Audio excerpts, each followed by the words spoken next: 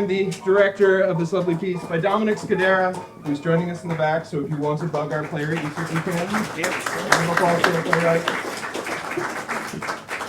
So the half of it is a play that is part of the premiere showcase here at Phillips Mill. Phillips Mill picks one play by a local playwright that has never been produced and gives it a full production. As you can see, when this curtain opens, it looks like $1 million. This is a great opportunity for playwrights, particularly now after the pandemic. Live theater took a huge hit during the pandemic, but this particular brand of theater, which is called New Play Development, which is responsible for fostering playwrights that tell contemporary stories about our lives, New Play Development took a really big hit after the pandemic. So the fact that you all are here supporting a new voice from your community is fantastic and amazing. And let's give you guys a round of applause. And if you want to, you can donate about it. So the premiere showcase is every July done by the Phillips Mill Drama Committee. Phillips Mill Drama Committee also has a program every November called the Emerging Playwright Contests, where they open a call for submissions from local playwrights within, I believe it's 25 miles, Valerie? 25 miles of New Hope? 20 miles of New Hope. 100, ooh. So if you know any playwrights ever on the East Coast, ask them to send an unproduced 10-minute play to the Emerging Playwrights Contest. Because a handful of plays will get selected and put up here in November. The submission window is still open. So this past year, Domenick won one of the slots in the EPC, and that is how we met Domenick. And then Valerie talked to him about, do you have a play that you're interested in doing? And why, yes, he did. And here we are. So encourage everyone that you know to send a play in to the EPC, and then come back in November as well to see the Emerging Playwrights competition as well. Cool. So along the walls here, you will see some lovely portraits by local artist Dot Bunn of New Hope drag queens. This is a play about queer history and about drag's history, and so we are happy to be joined by the faces of drag royalty for New Hope. Feel free to enjoy the paintings. Other things to remind you of the other side. We have a handful of sponsors that I wanted to give a shout out to tonight. Valerie and Rod Eastburn. Pat and Bruce Hamilton. And Pat and Mark Dorio. They have an extra commitment to making sure that this program kicks butt, so thank you to all of them. So the half of it runs about 2 hours and 15 minutes with a 15-minute intermission. So there will be a 15-minute intermission. Also, we have an actor who's called away tonight, so I am going to be reading that role with this script. Get into it. It's gonna be. I'm so excited. Okay. Yeah. I think that's it. Scott, are you all ready? All right. Here we go. Ladies and gentlemen, I hope you enjoy our production of The Half of It.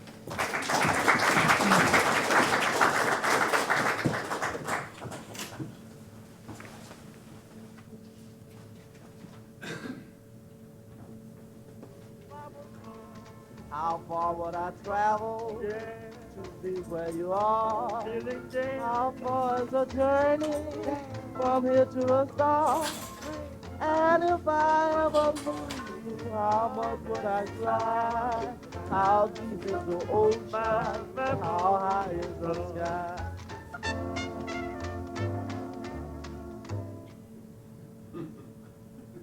It was tragic. The ending? That's the whole truth. Tragic. He made headlines across the country the next day. The kind of publicity we always dreamed of. Well, in our dreams. The story didn't include his death, but...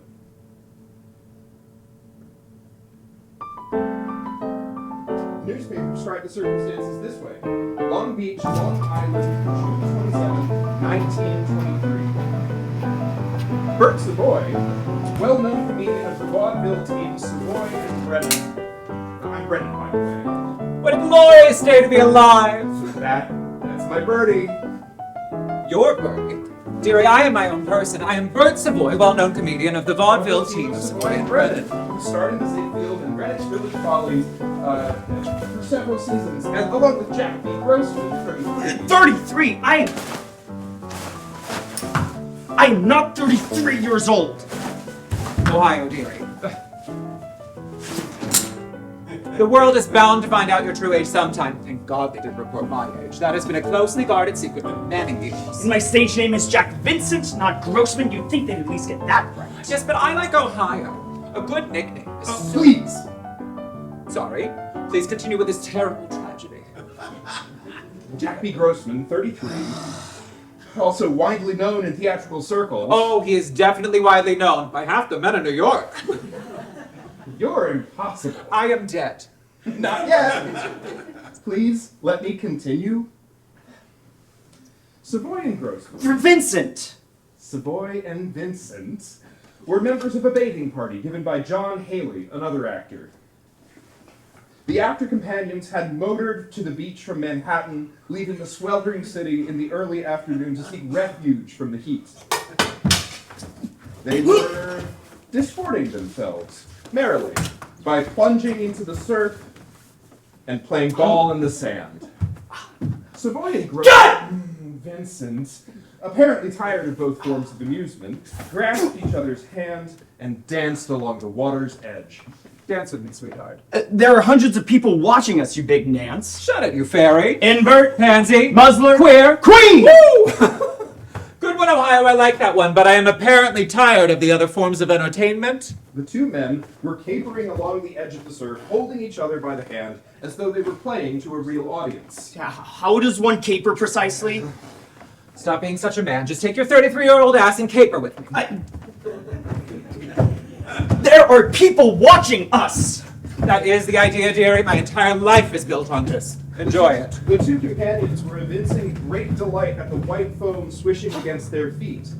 The storm rose suddenly and raged for about 10 minutes.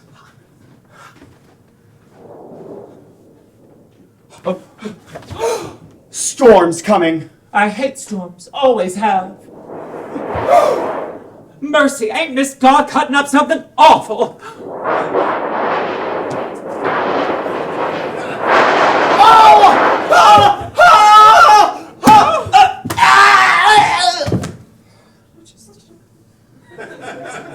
The lightning drew down the final curtain on their act. Curtain, Scott. Wait. Stop. I do not like that. Should we try a different line? Feed me the intro again. What? I've got a different line. Give me the lead up. You're dead. You said I was not dead. Well, now you are. The lightning struck you dead, and you do not have any more lines. You are the one that has insisted on starting from the end, and this is my tragedy after all. I want to get it right. Scott, curtain. The storm rose suddenly and raged for about 10 minutes. Storm's coming. I hate storms, always have. That'll be quite enough out of you, Miss God. What do you think? Was that better? I like the Miss God part at the end of the line. It allows for a certain... Please, what difference does it make? You're about to be struck dead by lightning.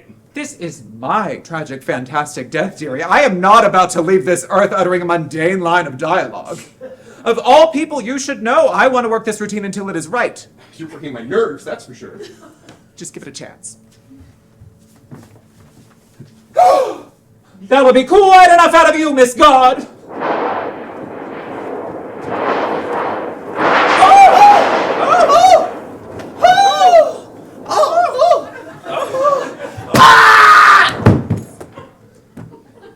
The lightning drew down the final curtain on their act.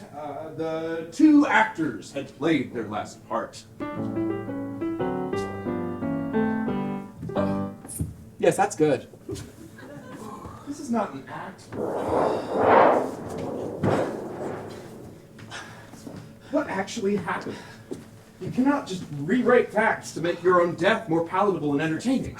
Why not? I've concocted just about everything else in my life, have I not, dearie? I suppose you have. Well, then what is to stop me now from shaping my grand finale into something spectacular? You got yourself killed, you idiot! What were you doing in the water with a storm overhead? And why were you wearing that giant key around your neck? You were asking to get struck by lightning. This is a bathhouse locker key.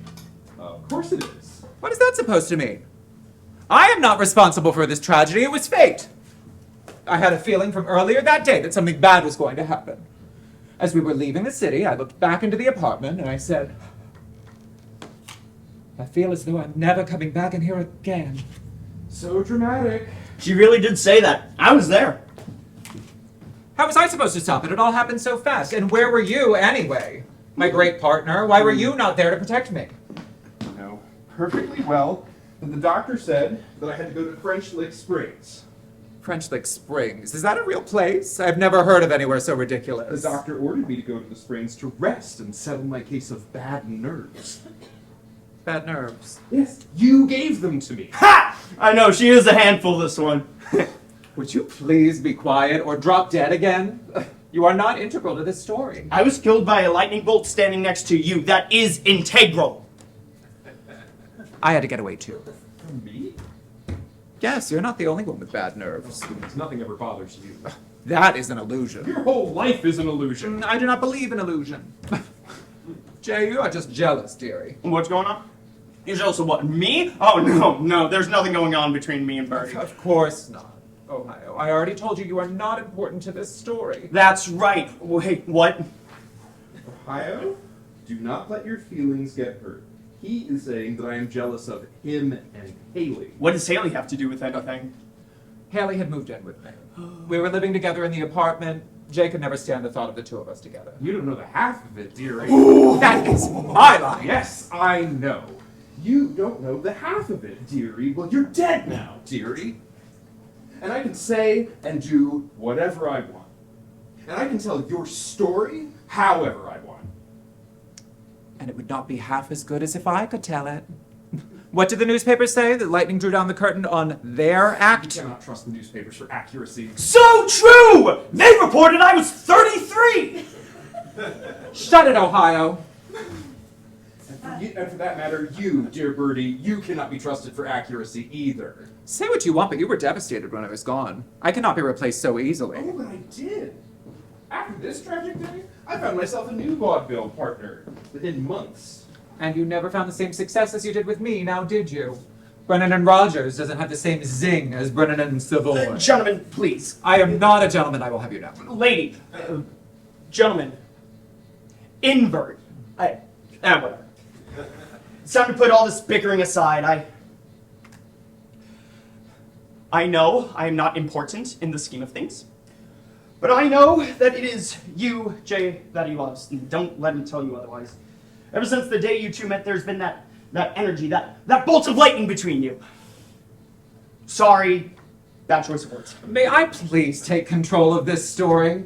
It is my life we are sharing, is it not? The birth of Savoy and Brennan, version 1.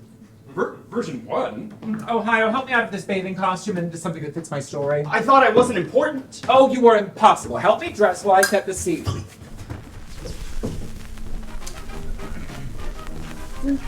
Oh, we have a little dressing. We do have a little dressing. Get into it. Oh, this is just ridiculous. Oh, I'll get these. The chorus girl ran off with the pants.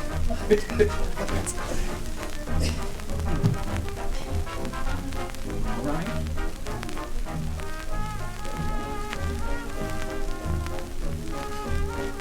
Okay. Manhattan. 42nd Street and Broadway. 8 years ago, 1915. Morning, snow is falling, it is cold. Mr. Brennan and I had run into each other once or twice prior to this, when we used to play the same theaters. Little airport, gosh, I miss it. Something fearful and it's cheerful. Little airport. We bumped into each other on the street. I love you. Okay, thank you, Ohio. You can go. No, but I'm still... Please, honey. You are a sweet friend, but other than the fact that we were fried by lightning together, you are superfluous to my story. afraid. Let it not hurt your For feelings. the public gets brave. Now go. But I'm not afraid. Do-do-do-do. Scott! Stop, do it. Make me happy, you can do it.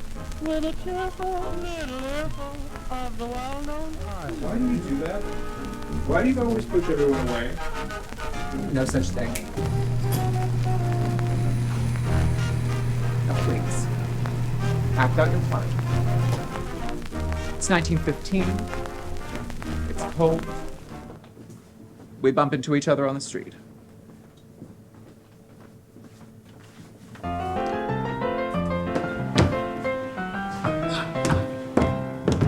Whoa!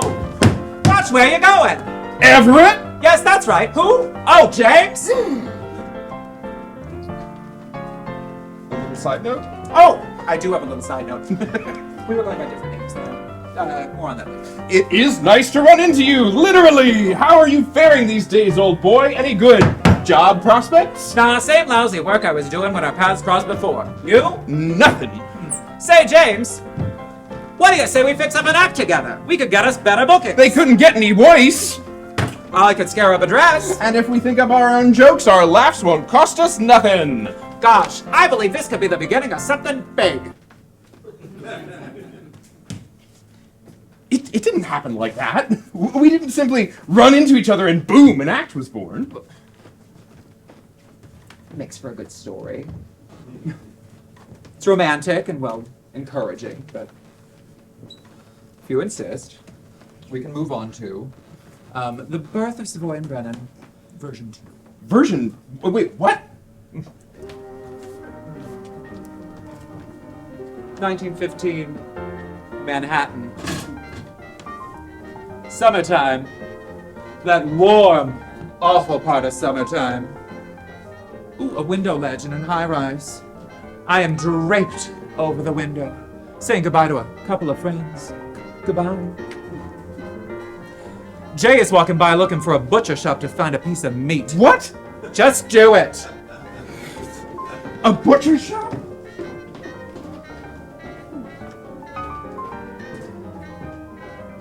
Anyone know where there's a butcher shop around here? Then he sees me. Say, we're having dinner at our house. Maybe you can tell me where to get a ham? Say, wait a minute. Can you sing? Why, yes, I can. Gosh, I'd love to tell you about an act I have in mind. Come on up. Cut the music, Scott. Our lives are not a routine. I did not walk down the street asking strangers where to find a ham. Where do you come up with these ideas? I find it inspiring that when we first saw each other, there was a spark there. For a ham? We were connected instantly. Were we? It's nice to think we were. Oh, all right. How about this? The Birth of Savoy and Brennan, version 3. 1914, Chicago. 1914. Are we getting younger? 1914, Chicago. A streetcar. No. There has to be some truth to our lives, Bert. All right, well, how about 1914, Cleveland? I am understudying for Jim Russell and the Russell Brothers' Irish Servant Girl Act. You happened to catch the show that night and immediately conceived of the great possibilities of our act together. You cannot make up facts just to entertain yourself. Oh, but I did go on for Jim Russell. The Russell Brothers were the best female impersonators in the business. Yes, but... That is where I refined my girl act on the legitimate stage. Oh, legitimate. Your offensive Irish servant girl acts. You are just envious that I was so successful from such a young I age. am not jealous. Is anything real to you? Green is not an attractive color on you, dearie. Will you stop? What I'm trying to say is I did not magically lock eyes on you. And a new act was born out of thin air. You cannot make your life into something that it is not. Why not? It cannot be New York or Chicago or Cleveland. 1914 or 15. You know, just pick one set of facts. Why must we adhere to one history? This conversation is absurd. Maybe it's 1914 and 15. Snow and summer heat. All at the same time. Multiple realities do not exist simultaneously. Oh? Am I not man and woman? Man or woman or woman. There must be something definitive, Bert. No, it is not a necessity, and that is your problem, is it not, Terry? Bertie, I will admit there are elements of truth in some versions of your story, but they do not add up the way that you have presented them. Our meeting was not stage worthy. It was a moment in time. Our paths crossed. We both needed work and were ambitious. We were in the right place at the right time. End of story. How mundane you are, Jay Brennan. How lunatic you are, Bert Savoy. Or is it Everett Mackenzie? Or maybe it's both at the same time. Close your mouth and come here. No. You know I love you. Come here. Is this part of your act? You are part of my act, silly.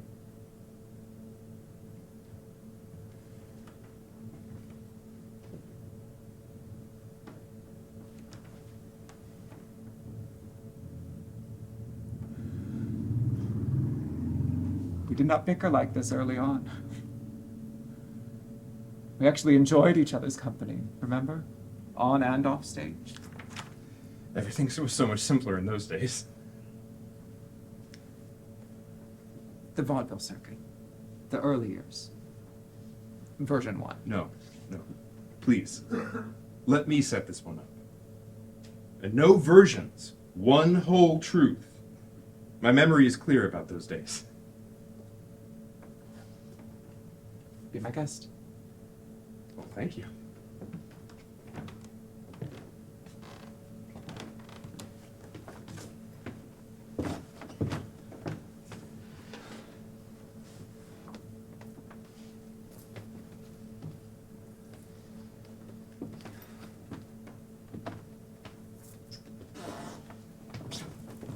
We were a song and dance duo back when we first started. We had these matching costumes back then. Come on, get dressed. Where is Ohio when you need him?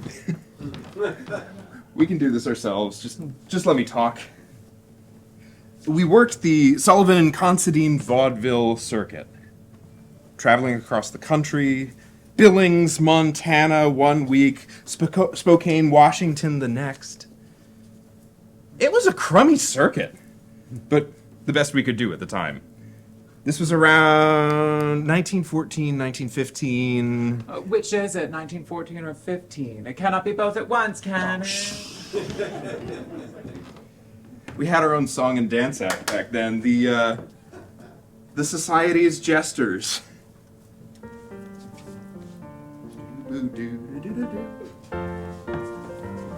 We were pretty good, if somewhat average. But we were in love. Aw. And that made it fun and zany. For so many years, I was so very serious, but Bert made my life adventurous and so worthwhile. That's the nicest thing you've ever said.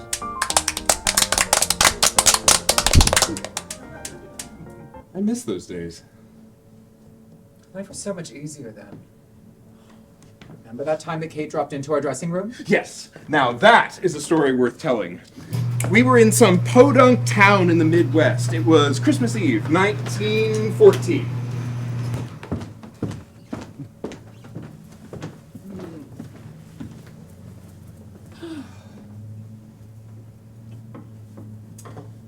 Christmas tree, oh Christmas tree.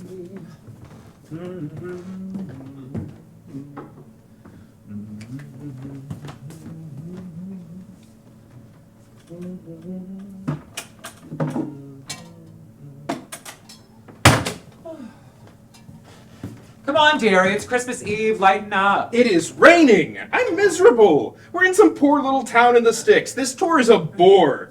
What is there to be light about? Oh, be merry, you dramatic little pansy. This is no bore tour. This is vaudeville, baby. You've got jugglers, electrical acts, knife throwers, And everyone's favorite song and dance team. And yet, night after night, we play to a handful of unenthusiastic stub holders. And on top of it all, it's pouring rain on Christmas Eve. So, hate storms. Always have. But life is what you make it, dearie. We can make this holiday whatever we want it to be. Believe me, I have seen some terrible Christmases, and this does not even come close. Come here. No. Come over. Give me that mug, James. We have a terrific act. We're the society's jesters. The audience of 12 loved us tonight. And we have each other. What else can you ask for? As usual, you're right, Everett. Everett, how I hate that name. Sound like a doctor. Thinking of trying out Bert instead. Ooh, who is Bert? Oh, me. I am Bert. Well, the new me. Does it not have a solid theatrical ring to it? Did you just change your name? Well, I've done it before. I once toured the country as Madame Veen, palmist and fortune teller. Be who you want to be, dearie. Who should you be? James is getting a little dreary. I think you should be Jay. Oh, Jay? And Jay is so much more of a showstopper? Oh, it is fresh, more robust Jay. Now we need to think of good last names. What should yours be? Brawley? Brock? Brennan? My last name is Brennan. Then Jay Brennan it is. Jay Brennan is so much different than James Brennan. How? Oh, it is so much grander, Jay. Jay dearie. Jay darling. Oh, Mr. Jay Brennan. Now for me, I need a good last name. Oh, Mackenzie. That is my name now. I know.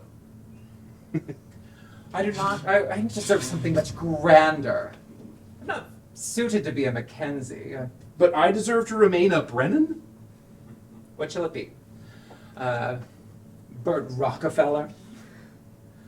Bert Hudson? Bert Empire? Stop looking at me like that. I'm just having a little fun. Give us a smile. 1 minute! Well, I admit, you do know how to have fun, Bert. Happy Christmas, Mr. J. Brennan. 10 seconds, unless you want to see this girl in her knickers!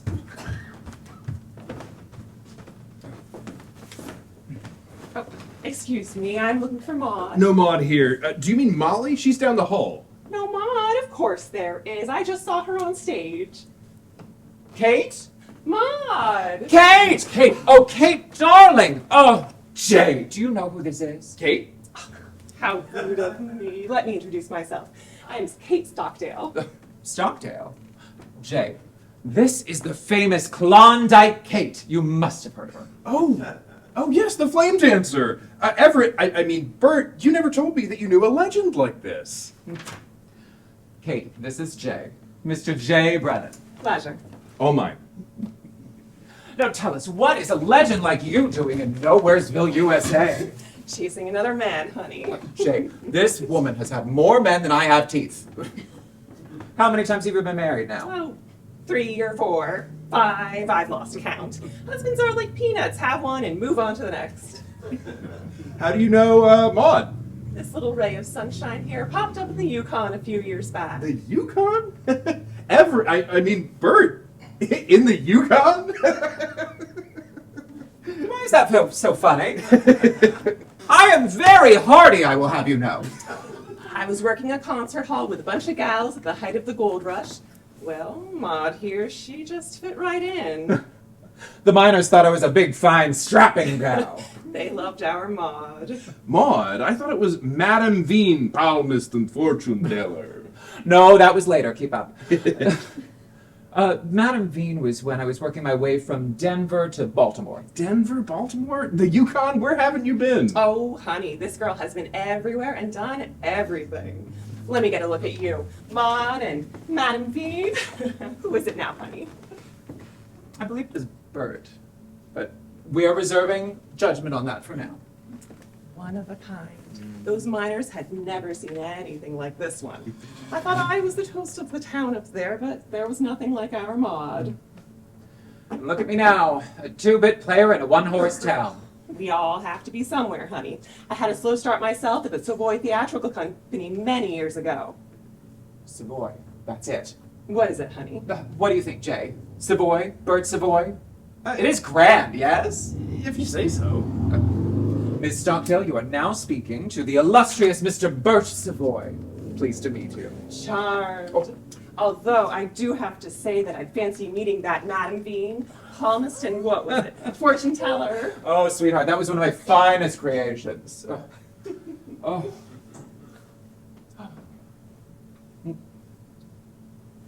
Oh, Miss Kate, Miss Kate. There is a great love looming in your future. Ooh, which one, honey? Oh, this one is handsome. Very, very handsome. They all are. That's my problem. And this one will bring you great riches. Oh, I have my own riches. I don't need a man for that. Oh, then it will be no hardship for you to pay for the services of the famous Madame Veen. For this palm reading, you pay me at least $2, yes? Oh, that's quite the act, honey. And get this, while they reach for their wallets, we would trick their pocket watches. Well, more gracefully than that. Until we got caught, that is. No. Yes. In Baltimore. Never go to Baltimore. Unless it is to die. I was born and raised in Baltimore. Look how you turned out. Anyway, I found myself in that godforsaken city. There I was, in my finest Sarah Bernhardt makeup, telling a judge, "Oh, there has been a wild misunderstanding, Your Honor. I have been greatly wronged, I have." Wait, you said this to a judge in court? He scowled at me. "Why do you have yourself done up like that?" "Oh," I says, "it's just an eccentricity, Your Honor." And he says, 90 days. You are making that up. Now that, Jay, was one miserable Christmas. Oh, Maud, how I have missed you. And where did Maud come from, pray tell? Oh, well, I started life as a foundling child, all alone in the world. You know. No, I didn't. Is that true? Oh, all alone in the world. And one Christmas, I found myself in the Bowery. Oh, it was a nightmare. No home, no parents, no money. I slept in a packing crate. Is this the story of Maud or David Copperfield? Oh, it was my lowliest Christmas. I was ever so despondent. Oh, so I hopped on a camel ship to London. The bustle, the excitement, it was everything I needed. I hung around there until I got a super's job in a show called Cheer, Boys, Cheer. But I found the going hard as a boy. You know. So I dressed, well, as a girl. That was when everything turned around for me. I did another show and a pantomime after that, and so on. I hopped a boat back to New York with a complete riding outfit that I had pilfered from one of the grand dames of a London production. It was Christmas Eve. Why do all these stories revolve around Christmas? And so I dressed myself with a flaming red wig and the riding outfit, and I breezed into Steve Brody's and caused quite a sensation. "Who is she?" people asked Steve. "Dunno," he said, "but let's call her Maud. Like the racehorse. Can you believe it?" No. You always were the front runner, that's for sure. Oh, Kate, we need you around here. This is such a bore tour. We need the little excitement that only the flame dancer can bring. Oh, no, honey, I'm just passing through. I'm going where the wind takes me, or the man. Oh, what man is it this time?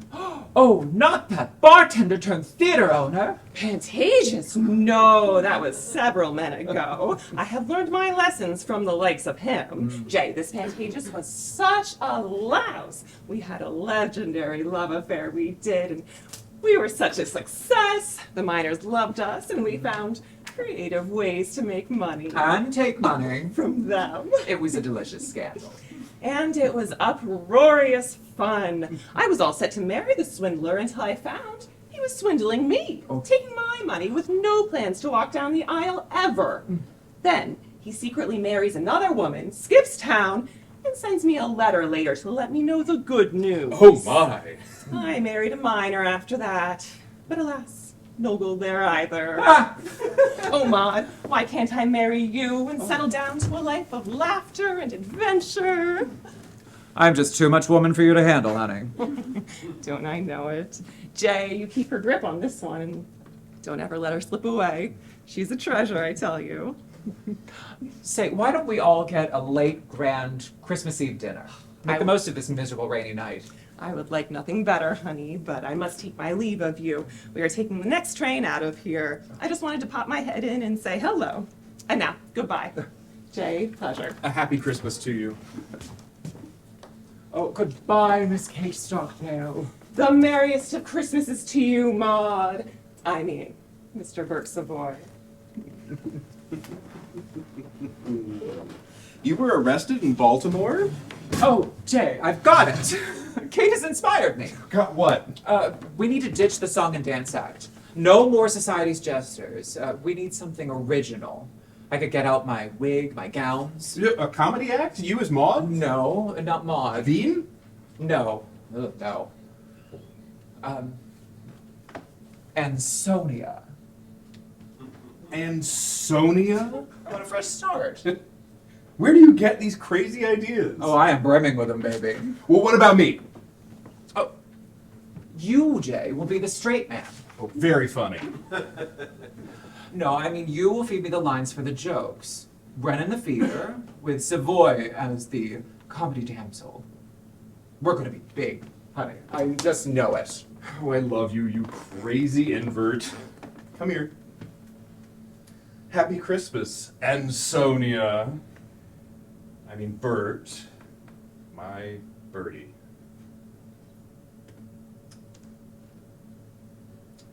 And the rest, as they say, was history.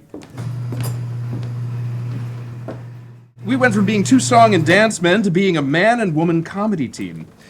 Birdie was, of course, the woman. And I took on the role of the straight man, or the feeder. I set up a question, Birdie answers it and gets a laugh. Me. What did the judge say when you sassed him? Birdie. The judge said I was a trifle too free and gave me 90 days. I've got a million of them. A girl like you ought to be thinking about your future.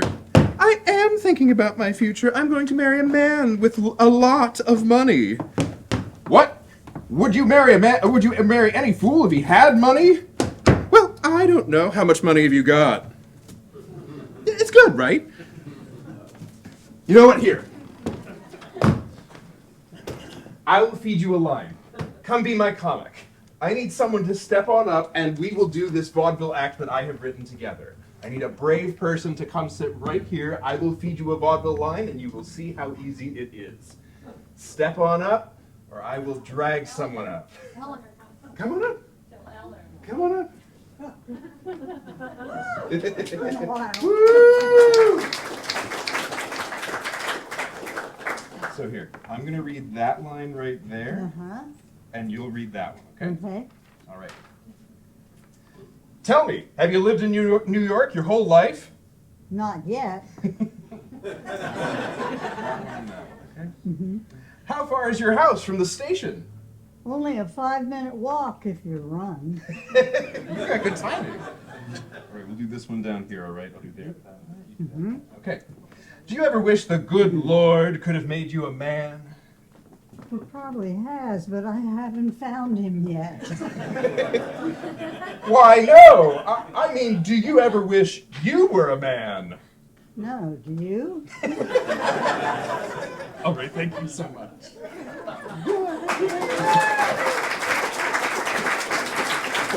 I need another volunteer to come on up. Come on up. As you can see, it's hysterical. Come on, jump on up. I know people in the audience. I will drag someone because they're my friend. Oh, that's someone. Yes, thank you, thank you, thank you. Here we go. Right there. I'll do that. You do that one. Do a couple of these. Hey, I'm starting to think you don't like me. Why is it that you're never home when I phone you? Just lucky, I guess. Wa-da-da-da-da-da. Would a kiss be out of place? Not if you're careful. This is a good one. I'll do that and that. You do that and that. Okay. How am I? Yeah. Go for So, it. yeah. Okay. Oh, but wait a minute. I'm married. Do you know what bigamy is? Sure, it's when you have two wives at one time. That's right. Now, can you tell me what the word means when you have just one wife? Yeah, monotony. Thank you very much. Place for top show, Mr. Brennan. Radio. With a good feeder, the comic man or woman has 3/4 of the battle won. It's a good feeling, and my personality is suited for it. I mean, let's face it, Bertie's the clown, the bigger personality, the center of attention, but he needs someone to put him there, and that's me. Our not-so-great vaudeville circuit proved to be the perfect testing ground. We tried out jokes, stole some good lines we heard here and there, and refined our act into a comedy machine. Ladies and gents, next up, have a laugh, the comedy team, Savoy and Brennan. Say, do you know I met a fellow friend of yours this morning? How dare you talk to me? Why, the idea? I haven't given you the least bit of encouragement. Why, a girl ain't safe in the street after 3 or 4 in the morning. Well, would you like to go for an automobile ride? No. No? I'm just walking home from work. Say, before we go any further, tell me, are you married or single or what is it? Or, I've been married once too often. How often have you been married? Once. But I'm not married anymore. I'm not married. It takes up so much time. I'm not married. You must come over. Well, yes, but you have been married recently because I remember reading of your divorce. Well, I'm not the only one that ever got a divorce. I just had to get a divorce. That caveman stuff don't go for me, dearie. Floors are meant to walk on, not to be dragged over. Yes, but it didn't last very long, did it? Well, I was with him from May to September. I don't see how anyone can say that. I was with him from May to September. And then some other woman came and took him away from you. Well, what do I care? I had use of him all summer. What did you divorce your husband for? $200 a month. You're just the kind of girl I'd like for my wife. Well, tell your wife she can't have me. I'm not married. No, don't you want to be? Well, yes, I have half a mind to get married. Oh, that's all it takes. Say, I had a most wonderful dream last night.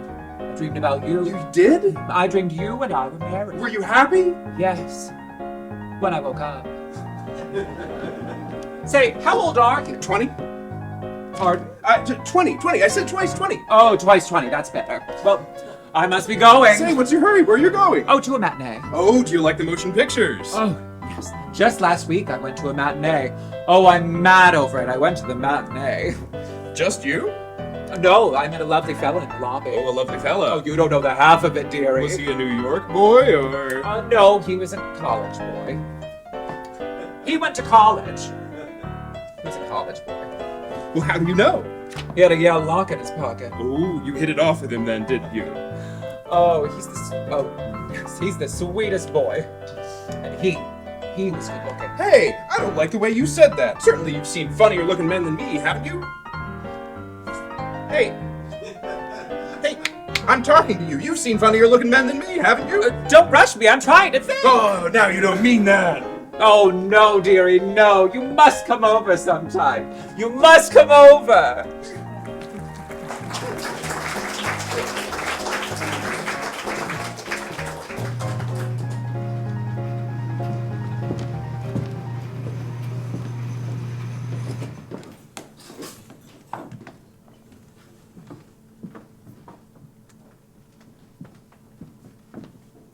Oh, Agnes, help me off with this outfit. Yes, Mr. Savoy. How was tonight's performance? Oh, I thought last night's opening was a dream. Tonight was even better. I have not woken up from that dream yet. And Mr. Brennan, is he having fun too? Oh, yes, he's off chatting up some newspaper reporter now. Without you? He will not allow me to be seen off stage without, or out of costume. And you don't mind. Those reporters are here to see you. Oh, he is focused on creating the right image. He has gotten us where we are today, so I try not to argue too much. You? Oh, I want to revel in my happiness. I make no waves tonight. Besides, I got all the attention on stage. He is good with the publicity behind the scenes. I cannot argue that. Have you seen these reviews from last night's premiere? I've been reading them while you were doing your skits. Oh my, you boys are a hit! We are not boys, Agnes. Well, at least I am not. And I do not lower myself to read reviews. Those reviewers are idiots. But, well, maybe just this once. Read a little of one of those raves, won't you? Wednesday, June 19th, 1918. Newest Follies is bold and bountiful. The annual Follies of Florence Ziegfeld Jr. was given its premiere performance before an expectant and overflowing house last night. It is a brave, beautiful, and bountiful show this season. Yes. Let's get to the good part, please. Let's see. Here we go. Above all, Savoy and Brennan are on hand, especially Savoy, whose manner is changeless as the eternal hills, but who knows the secret cave where the good jokes are hidden. I was convulsed with mirth thanks to the efforts of Bert Savoy. The man is priceless. Man? He calls me a man? Go on. The man is priceless, and he gets away with blue murder. No one in my box laughed as immoderately as I, and then I realized my own lowbrow vulgar tastes. Mr. Savoy's double entendre. Double entendre are unique, and as a female impersonator, he stands alone. Oh. Take that, Julian Elton, you fat cow. Oh, I love it. Oh, here, love, help me get this dress off now. Oh, Mr. Savoy, how do you do it? I do what, dearie? Well, you are a good fella. How do you dress yourself up like this, like a lady, and make people laugh so? Oh, I've been doing it my whole life, Agnes. Making people laugh or dressing like a lady? Both. Now, don't take this the wrong way, but isn't dressing up in all this finery a bit, well, unusual for a boy? I ain't judging, don't get me wrong. I am a good Christian woman, and it is not up to me to judge nobody, but most boys wouldn't want to dress like a girl. Ah. Well, I am not most boys. Let me tell you a story. I was a difficult child, as you can imagine. My mother left, dumped me on my grandmother, who sent me off to a very stuffy boarding school. Oh, do not tell Mr. Brennan this. I have not mentioned any of this to him. I can keep a secret. It's not a secret. Not really, and of course this is on backwards.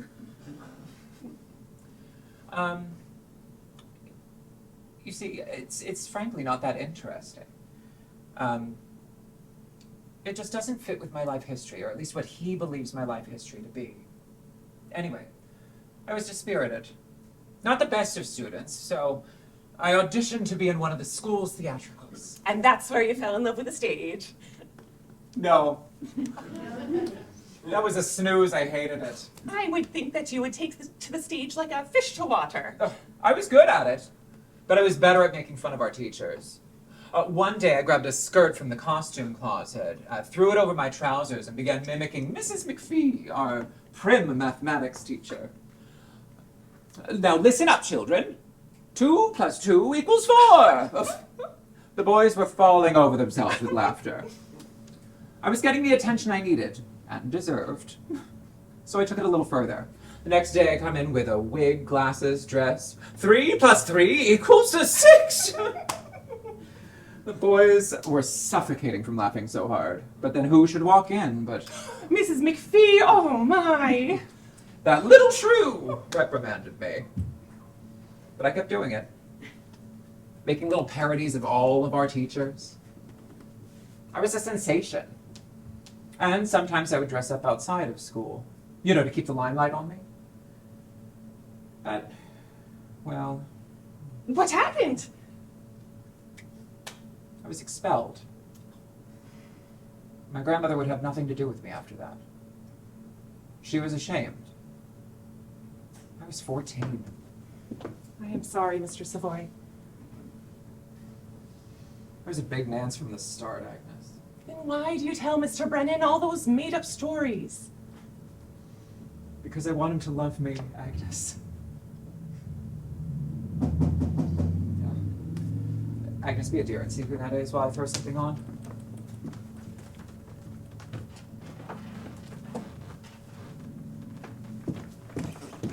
Mr. Savoy is dressing now. May I help you? Oh, don't worry about it, darling. Just let me in. These eyes have seen it all. Oh, wow, look at this. Oh. Say, do I have lipstick in my teeth? Mm-hmm. Oh, wait. Look at you. Ah, Mary, baby! Or is it Mary Jane? Or I heard somewhere that you were using Jane. Come here. Mwah. Mwah. It is May, my love. I was born Mary Jane, and Jane's my nom de plume. Oh, I cannot keep up. It is all so confusing. Oh, it says Bert, Everett, Veen, Maud, and Sonia. Shall I continue? We are kindred souls, you and I. I know it. Oh, Agnes, allow me to introduce you to Miss May Jane, Mary Jane. How do you do? You tell me. I think I'm looking fairly spectacular tonight. I'll say. Honey, it has been too long. When did we last see each other? Oh, I don't even know. Okay, we're old buddies from the Vaudeville circuit. Our paths used to cross here and there when we were out in the sticks. Oh, Agnes, you should have heard some of the jokes that we got away with then. Did I ever tell you the one about the empty box? No, you didn't. Tell me about it. No use. There's nothing in it. I love it. You know, I watched the boards myself once, another lifetime ago. You, Agnes? Oh, I did not know that. Yes, but illness and a few other mishaps caused me to accept a different physician. A stressor to these bananas. Aren't you precious? I wouldn't change it for the world. What a life I have, surrounded by you talented people. Now, let me take my leave of you. I will take these things to wash and give you two merrymakers time to catch up. A pleasure. It is my pleasure, Miss May Mary Jane Jane. Oh, well, she's a delight. A treasure. Absolute treasure. Ugh. Bertie, how do you do it? You've got a dresser, you're in Ziegfeld's show, you've got a handsome partner. You are not the struggling child I remember from the circuit. I'm all grown up now, dearie. Oh, I hope that's not true. A mature, adult Bert Savoy would be a sin. You are a merrymaker, my love. And that act, I left my ass off out there. Did you hear me out in the audience? That cackling, that was you? None other. Okay, but seriously, how do you do it? You've gotten so good. Your timing, those jokes. It's all Jay.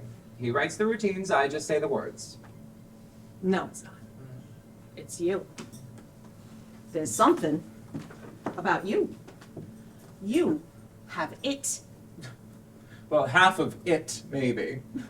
Don't be modest. It isn't like you. And I've got to learn how you transformed yourself into it. No, you do not need help, dearie. You're a force to be reckoned with. Please. My career is stalling. Most of my family has disowned me.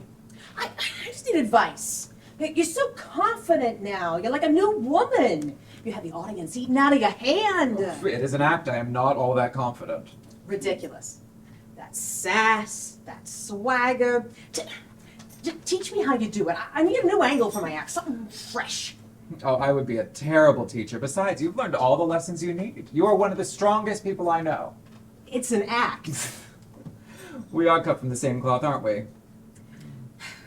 But you had that audience eating out of the palm of your hand. I'm not married. You must come over. I'm not married. It takes up too much time. Priceless. Actually, I have a price, and it's gone up since this show was a hit. Just tell me how you do it. You must come over. Where did that even come from? Oh, from strong ladies like you, dearie. You just see yourself in me. What do you mean? Oh, you could do this act with your eyes closed, my love. People are just laughing at me because I have the guts to wear a dress and talk about sex. Oh, but you're not talking about sex. At least not on the surface. It's all in the delivery. If the line is clean, you can make the subtext as dirty as you want. It's the audience's minds that are in the gutter, not my mouth. You sure about that? You can do it with anybody. Did I ever tell you about the empty box? There's nothing in it at the moment. You are incorrigible! Oh, it works with everything. You must come over. Here, try it. Just be yourself and deliver me that line. You must come over. Oh, good, but make it your own. Do not imitate. I'm not imitating you or any woman. I am inspired by you. I'm inspired by women. Let it come full circle. Be inspired by me.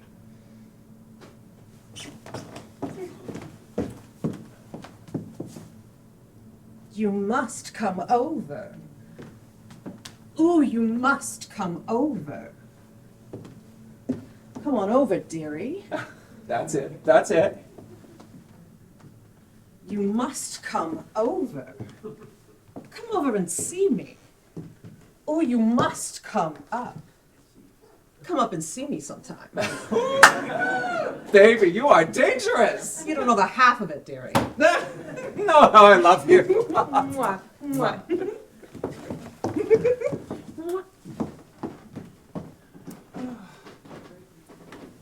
Is that how Mae West discovered her persona and her famous line? Perhaps. Perhaps not. But truly, I was inspired by her. She was inspired by me.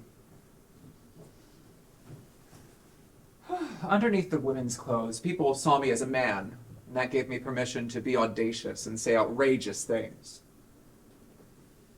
Took another decade before they would accept a woman on stage saying outrageous things.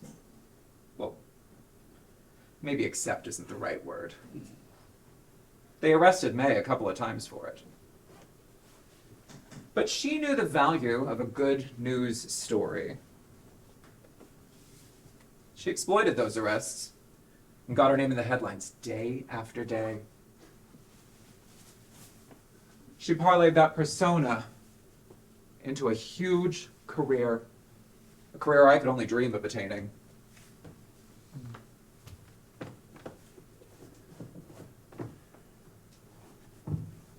Alas, a little lightning ruined my rise, but not Mae's. She found what she was looking for. I'm still looking.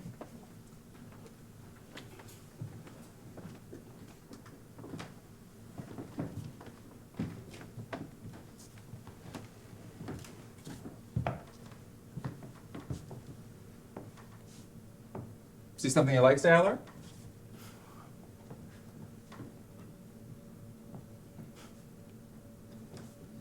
How dare you talk to me? Why the idea? What?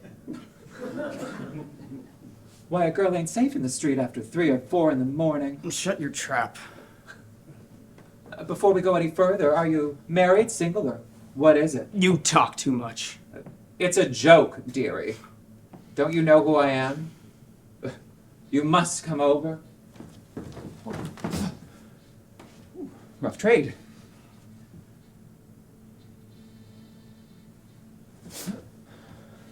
That caveman stuff don't go for me, dearie. Floors are meant to walk on, not to be— Ah! Faggot!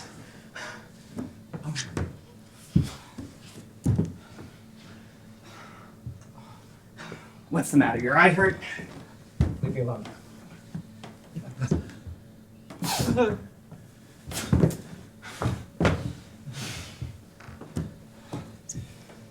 Why are you doing this? You pansies need to be taught a lesson. Show me that eye!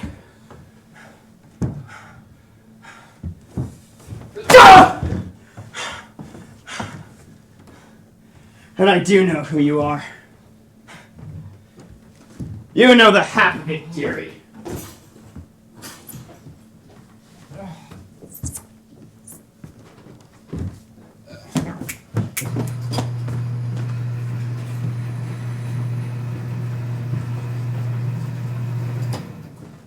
wasn't easy keeping that one out of the papers. Bertie almost lost his eye, but not surprisingly, he refused to talk about it. I tried to write some jokes to make light of the situation. When I marry, I'll marry a candy woman. Why, you ask? Well, if I don't like her, I can lick her. Yeah. I got a million of them. Does your husband miss you when you're away from home? No, but he frequently misses me when I'm at home. How's that? His aim ain't accurate. I got a million of them. Does your husband ever send for you if you happen to stay out late? No, he waits until I get home, then he goes for me. Ha ha ha. Vaudeville audiences ate up routines like this. Punching a lady is apparently funny business. No? You don't agree? How about this one? I'm going out drinking. Why is that? Oh, last night I came home and I threw an axe at the wife and missed her. Gee, she cut out the liquor. If that's that's the way you carry on, then I'll have to cut it out. It's spoiling my aim. Here's another one. Say, why'd you kick your wife while she was down? She started to get back up.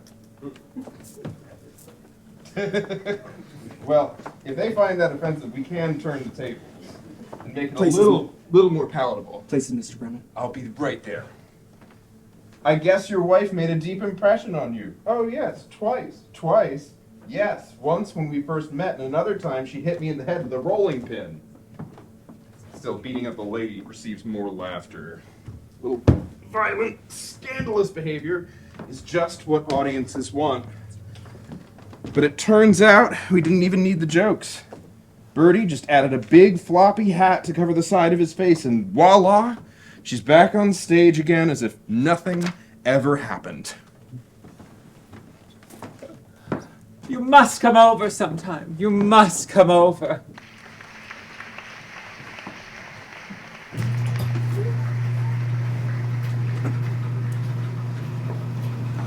That applause. They love us. Chicago was just what the doctor ordered. That's because you made a scandal of things in New York. But I'm a hit in New York. No, you got hit in New York. We are the darlings of Broadway. Look at us. Headliners on the best tour in the country. Well, then why are you embarrassing us every minute you're not on stage? What's that supposed to mean? These are honest now, Bertie. You're not just another fairy walking down Vaseline Alley. I will have you know I am seen with some of the best of society at Gilhooly's and Monte Carlo. Perhaps, but you also walk around town sporting a red necktie, and it's dangerous. Oh, I can take care of myself. You were beaten to a pulp, Bertie. I have erased that sorry episode from my memory. And you continue to walk around town in a red necktie. Have you learned nothing? What is so shocking about a red necktie? If you want to announce that to the world that you're a fairy or an invert or whatever you are, I guess it's not a problem. It is simply a red necktie, nothing more. On stage, I'm wearing a gown, earrings, and heels. You don't think the audience gets the idea? That is an act. It's not real life. I am not one person on stage and another person when I am off. It is a game we must play, Bertie. You might be playing a game. I am living my life. We are becoming well known. You cannot just flaunt yourself and look for men in the Bowery without repercussions. I am the toast of the 20s. I am a foundling child who has become the center of society. Horatio Alger could not write a better story. You are society's jester and always will be, Bertie. You might be eating steak at Monte Carlo at 8, but by midnight you are out on the fruited plain looking for some jocker. You are jealous. No, Bertie, no. I can put up with your occasional dalliances, but this is different. This is not our personal lives we are talking about. I am trying to maintain our professional reputation. Our reputation is superb. We're headliners. It's everything we've ever wanted. Yes. In terms of our professional lives, it is what I've wanted, but I'm not going to let you louse it up because you refuse to be responsible. What do you want me to do? I'm not Julian Eltinge, that fat cow. I am not going to play a woman on stage and pretend I am some manly man when I'm off. Eltinge is one of the most successful female impersonators this country has ever known. One of the most miserable people that you would ever want to meet. He is a big queen on and off stage, honey, no matter who she is trying to impress. I will not do that. It is not. I'm not creating an illusion. It's not an impersonation. I'm trying to make people laugh. I'm trying to make my life something worthwhile.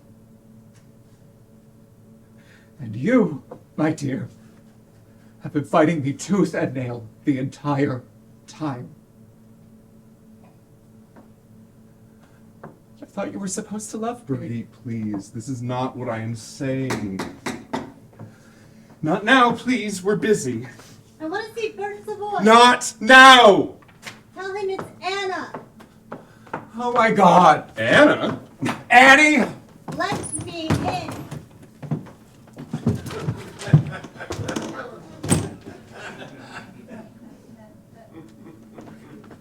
Who is it? Who is it, Bertie?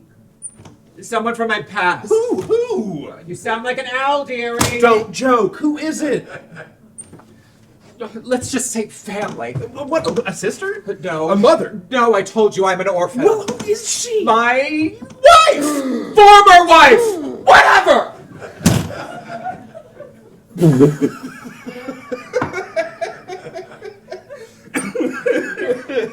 Let me in. I've got a right.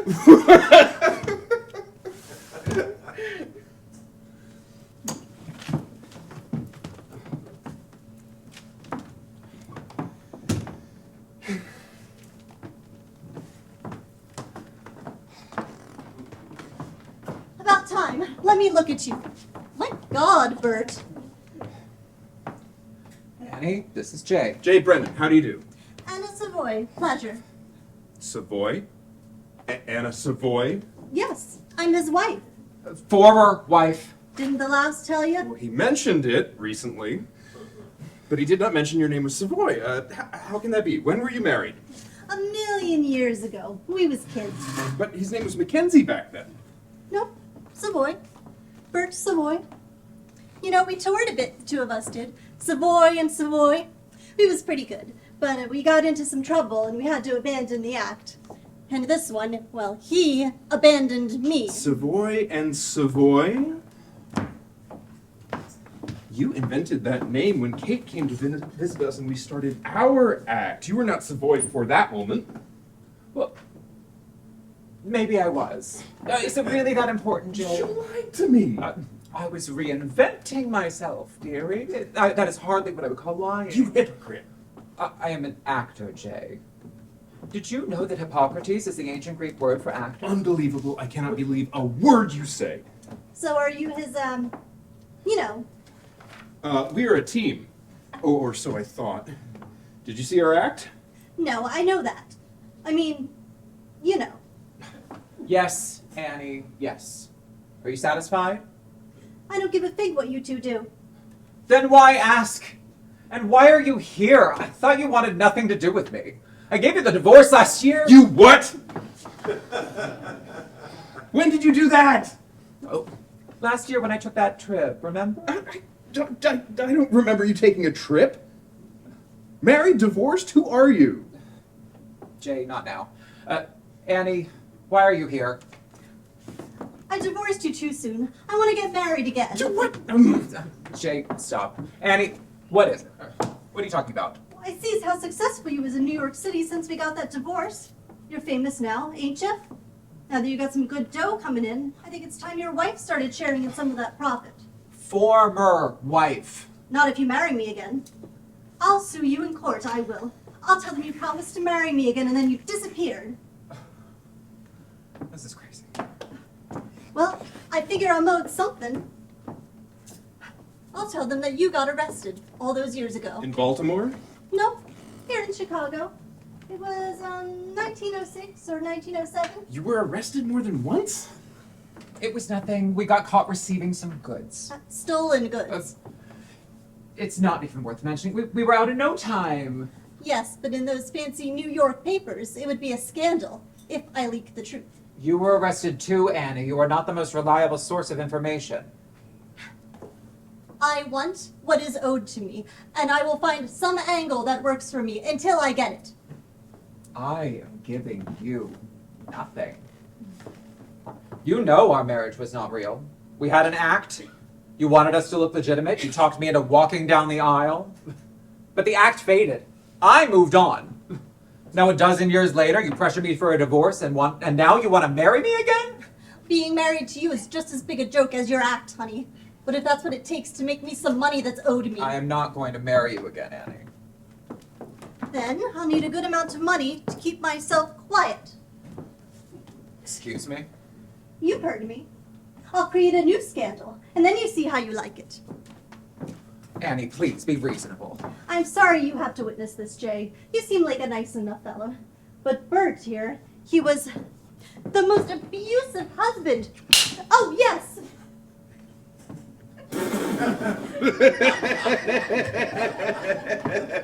He was what? Oh my, yes, a brute! Darling, no one is going to believe that. And why not? The world don't know what you are for real. He sees a refined lady on stage trying to get a yap from an audience. Nobody knows what's going on when you take that dress off. No one is going to believe that I am a tough guy off stage. You didn't marry Julian Eltinge. He jumps in the boxing ring to prove how manly he is. You were married to me, Annie! I walk around New York in a red necktie. Oh, now the red necktie is a badge of honor. Please, James, let me handle this. Now it's James again. I thought it was Jay. Yeah, it is. Okay, Bertie, this is serious. This woman is... What is it? That's it. What's it? Think. This could work. This is non-negotiable, Annie. You have to... Anna, do you want to go through with this? Oh, I ain't fooling. Let her do it. What? Don't you see? No, I don't. We'll use the publicity to prove your manliness, like Eltinge. We can call you a brute off stage. I am not to prove your incredible artistry and illusion on stage. It is brilliant. It is not Think of it as Bert Savoy off stage version 2. We can throw the focus off your real New York scandals and play up this angle. And we'll give Anna here a little dough to sing to the papers about what a caveman you are. I will not do this. Come on, Bertie, you're an actor. A Hippocrates, yes? This is not a joke, Jay. Bertie, I could not have written anything better than this. This is perfect. Anna, let me help you. I am the writer for our little duo. Let me write some dialogue for you. We will make this a love triangle. You, Bert the woman, and Bert the brute. I knew I liked you, Mr. Brennan. What a mind you have. And that's what we did. It took some convincing, but eventually Bertie came around. He was in a corner and there was no way out. The scandal hit papers in no time, not just the New York papers.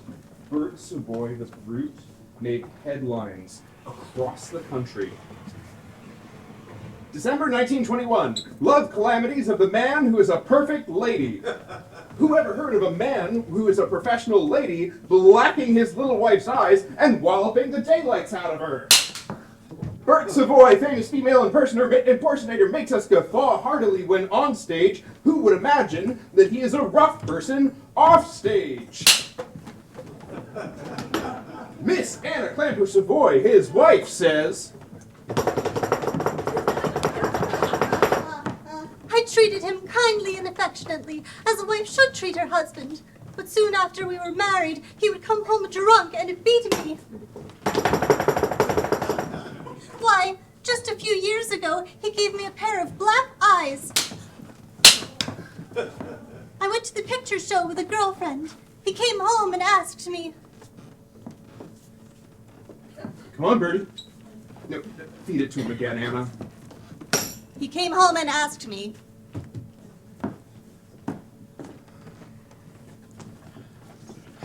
Where have you...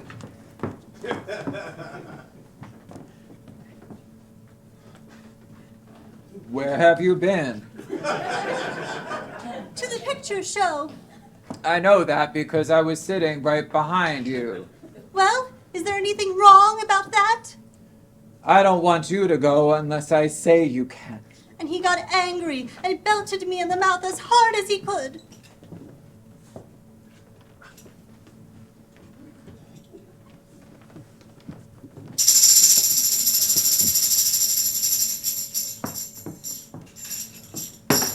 But this is outrageous. No one in their right mind will believe. Bertie, truth is not important here. Saving our act is. Now, Mrs. Savoy, nursing a lacerated heart instead of a bruised eye, wants $25,000. And Mr. Savoy, hiding his truth beneath a gorgeous gown, is telling the public every night. You don't know the half of it, dearie. You don't know the half of it. My Bertie was right all along. You can make your own truth, and if it sells newspapers, you can get them to print just about anything. Thank you, boys. It is a pleasure doing business with you. Oh, I'll have you know that this is no boy. This is the famous Savoy of the comedy act, Savoy and Brennan. Goodbye, Bertie.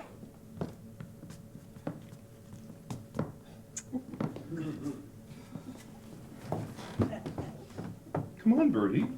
Smile. This is the kind of publicity that you have always wanted. Wanted to make headlines for something reputable, Jay.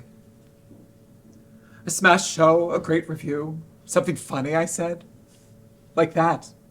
Not this. Trust me, this is a good thing for our careers. We're gonna sell tickets like mad after this. They will be clamoring to see you. Be happy. Are you not happy?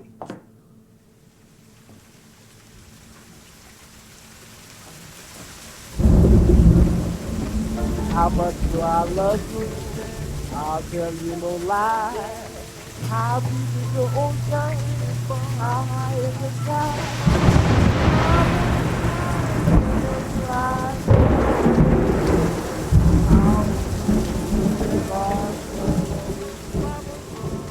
How far would I travel to be where you are? How far is the journey from here to a star? And if I ever lose you, how much would I cry? How deep is the ocean? How high is the sky? Da da da da da da da.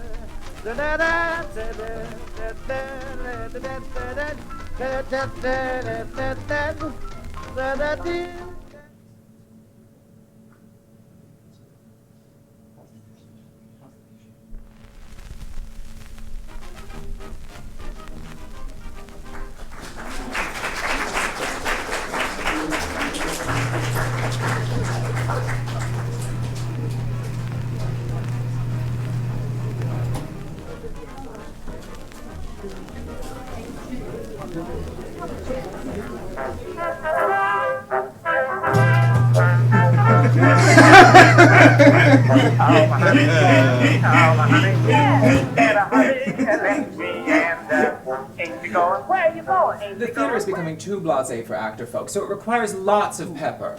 Interesting, please go on. Some would call us vulgar and common, but just the same, the audience roars with laughter. After the marriage scandal played so well and sold so many tickets, Bertie started to enjoy working the press. He became as theatrical and grandiose offstage as he was on. He saw it as another opportunity to perform. If ever there was a time when I felt like letting my hair down and being the woman I oughtn't to be, this is the season. Oh, but at the same time, we do not want to get in trouble with a censor. Oh, a censor? Yes, you know, a censor. A man who sees 3 meanings in a joke that only has 2. I could perform for the press, too. That's a good line, Jay. Weave it into the next act, old boy. All I know is that the more risque the joke, the harder the audience laughs. You must walk a fine line. The woman I represent can't be too openly abandoned. She knows everything and knows nothing. Wants to make you believe how bad she is and never gives herself a chance to be bad. Laughs herself out of it. I'm that way myself. I never have what you would call a perfect good time. I always talk myself out of it. You weren't always like that. But there is such a thing as being too conservative. A poor girl must pay her rent.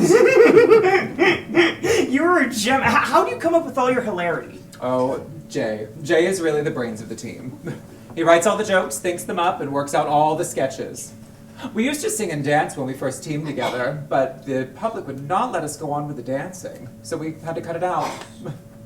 It didn't quite happen that way. They only want to hear us talk. Oh, and now they absolutely won't listen unless you spring lots of new ones on them all the time. Oh, it is a dog's life, dearie. It is a dog's life. I just wish they would take us seriously.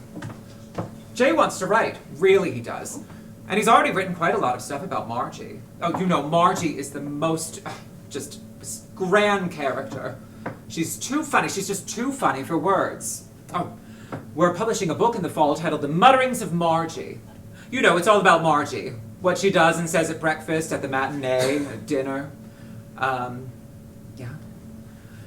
She's really paying our bills, that Margie. Oh. But look at the time, Mr. Stevens. We must get ourselves ready. Yes. Thank you for coming. Yes, of course. You two are real prizes. Thank you. Thank you.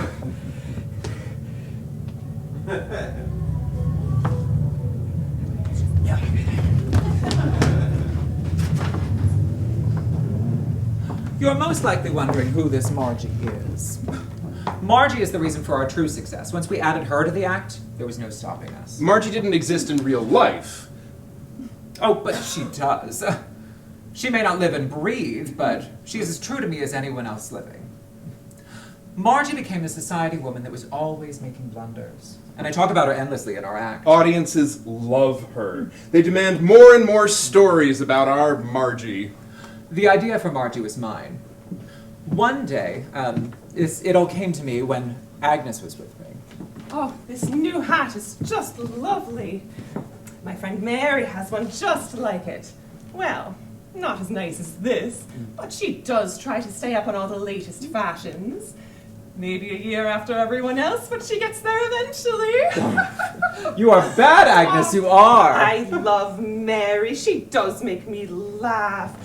I saw her on the street the other day, and she was on her way to the dentist. Now, keep in mind, this girl has an enormous mouth, so she says, that dentist is going to get rich off of me. Oh, she does make me laugh, that girl. And Mary made me laugh, too. I told Jay about her, and then Mary became Margie, Margie became the center of our act, and soon we began creating new adventures for our Margie. And the act began to write itself. We know you've been wondering what happened to Margie this week. Let's find out. Ladies and gentlemen, please welcome Savoy and Brennan. Say, I'm glad I ran into you. I heard your friend Margie got into some trouble up on 65th Street. Isn't that right? Wasn't that terrible? Wasn't that awful? What happened? Oh, everybody in that building lost something. Everybody in that place lost something. Well, did they suspect her? Oh, I say nothing. My lips are sealed. But poor Marge, she was arrested. No, don't tell me. Oh, and I'll never forget if I live to be 100. I'll never forget when she got in front of the judge. Why? What's the matter? The judge asked Marge if she was the defendant. He asked her if she was the defendant. Well, yes, go on. The judge asked her if she was the defendant. What did she say? She said, no, I'm the woman who sold the stuff. You know, I met her on the street the other day, and she's going to the dentist. She said she was going to have a plate put in her mouth. She's going to have a plate put in her mouth? Uh-huh. It's big enough for a platter. I know, but she'd be a good-looking girl if it wasn't for her teeth. Oh, isn't that too bad? Poor Marge. She's always going to dentists. Yes. I remember one time I went to the dentist with her, and the dentist wanted to give her gas. Yes. He said, do you want gas? And Margie, she says, yes, and see how my oil is, too.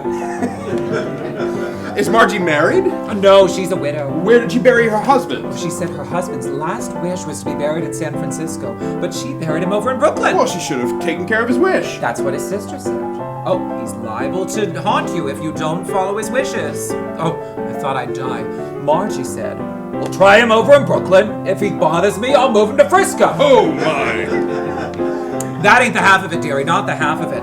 Margie wanted to talk to her dead husband, so we went to go see a medium who could see through anything. Anything? Oh, she could see through anything. And Margie ran right out of the room. She did? Yes, I says, Margie, why'd you run? No. And she says, I've got a one-piece dress on. No. Oh, yes. You and Margie make quite the pair. Yes, if we ruled the world, we would make it compulsory that women should bob their hair. Then the earth would be a charming place on which to live. I should say so. That's why she went out and bought herself a curling iron and some carbolic acid. Huh? Oh, she wants to curl up and die. Now that is sophisticated. Oh, yes. Say, you two sophisticated gals must have had a wonderful trip to Europe last year. Oh, I'm glad you asked. It's very thrilling. Oh, you don't know the half of it, dearie. You tell me some of your experiences. Well, one night when we were out on the ocean, the ship stopped. Yes? Oh, and Margie says, what's the matter? And the captain says, the rudder's broke. And I'll never forget what Margie said to that. Go on. The captain said the rudder's broke. What did Margie say? Margie said, that's all right. It's underneath. Nobody'll notice it.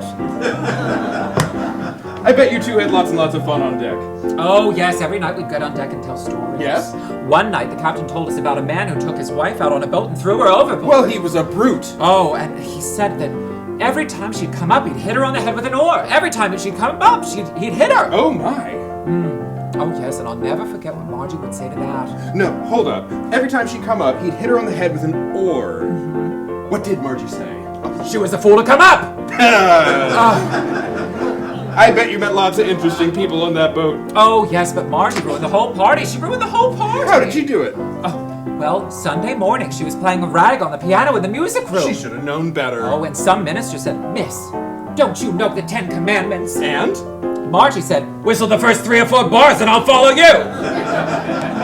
Well, did you get seasick? Oh, I didn't, but Marge did. Well, I sympathize. Oh, I felt sorry for her. Oh? They gave her everything but the anchor to keep her quiet. Well, no wonder.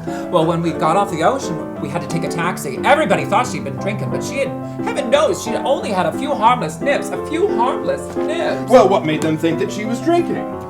Oh, well, she got in one door of the taxi and fell out the other. And? She says, how much do I owe you? No, you don't say. Yes, ain't it the truth? Ain't it grand? It is grand, just grand.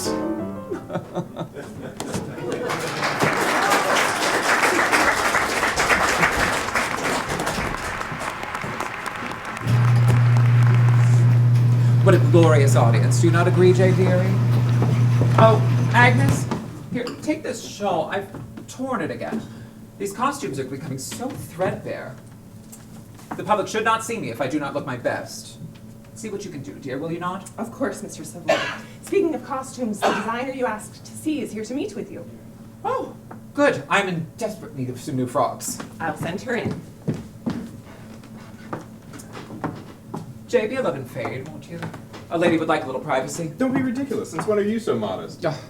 Give me a little time alone with this girl. I want to make sure she has my undivided attention. But Just go talk to the manager about that dog act.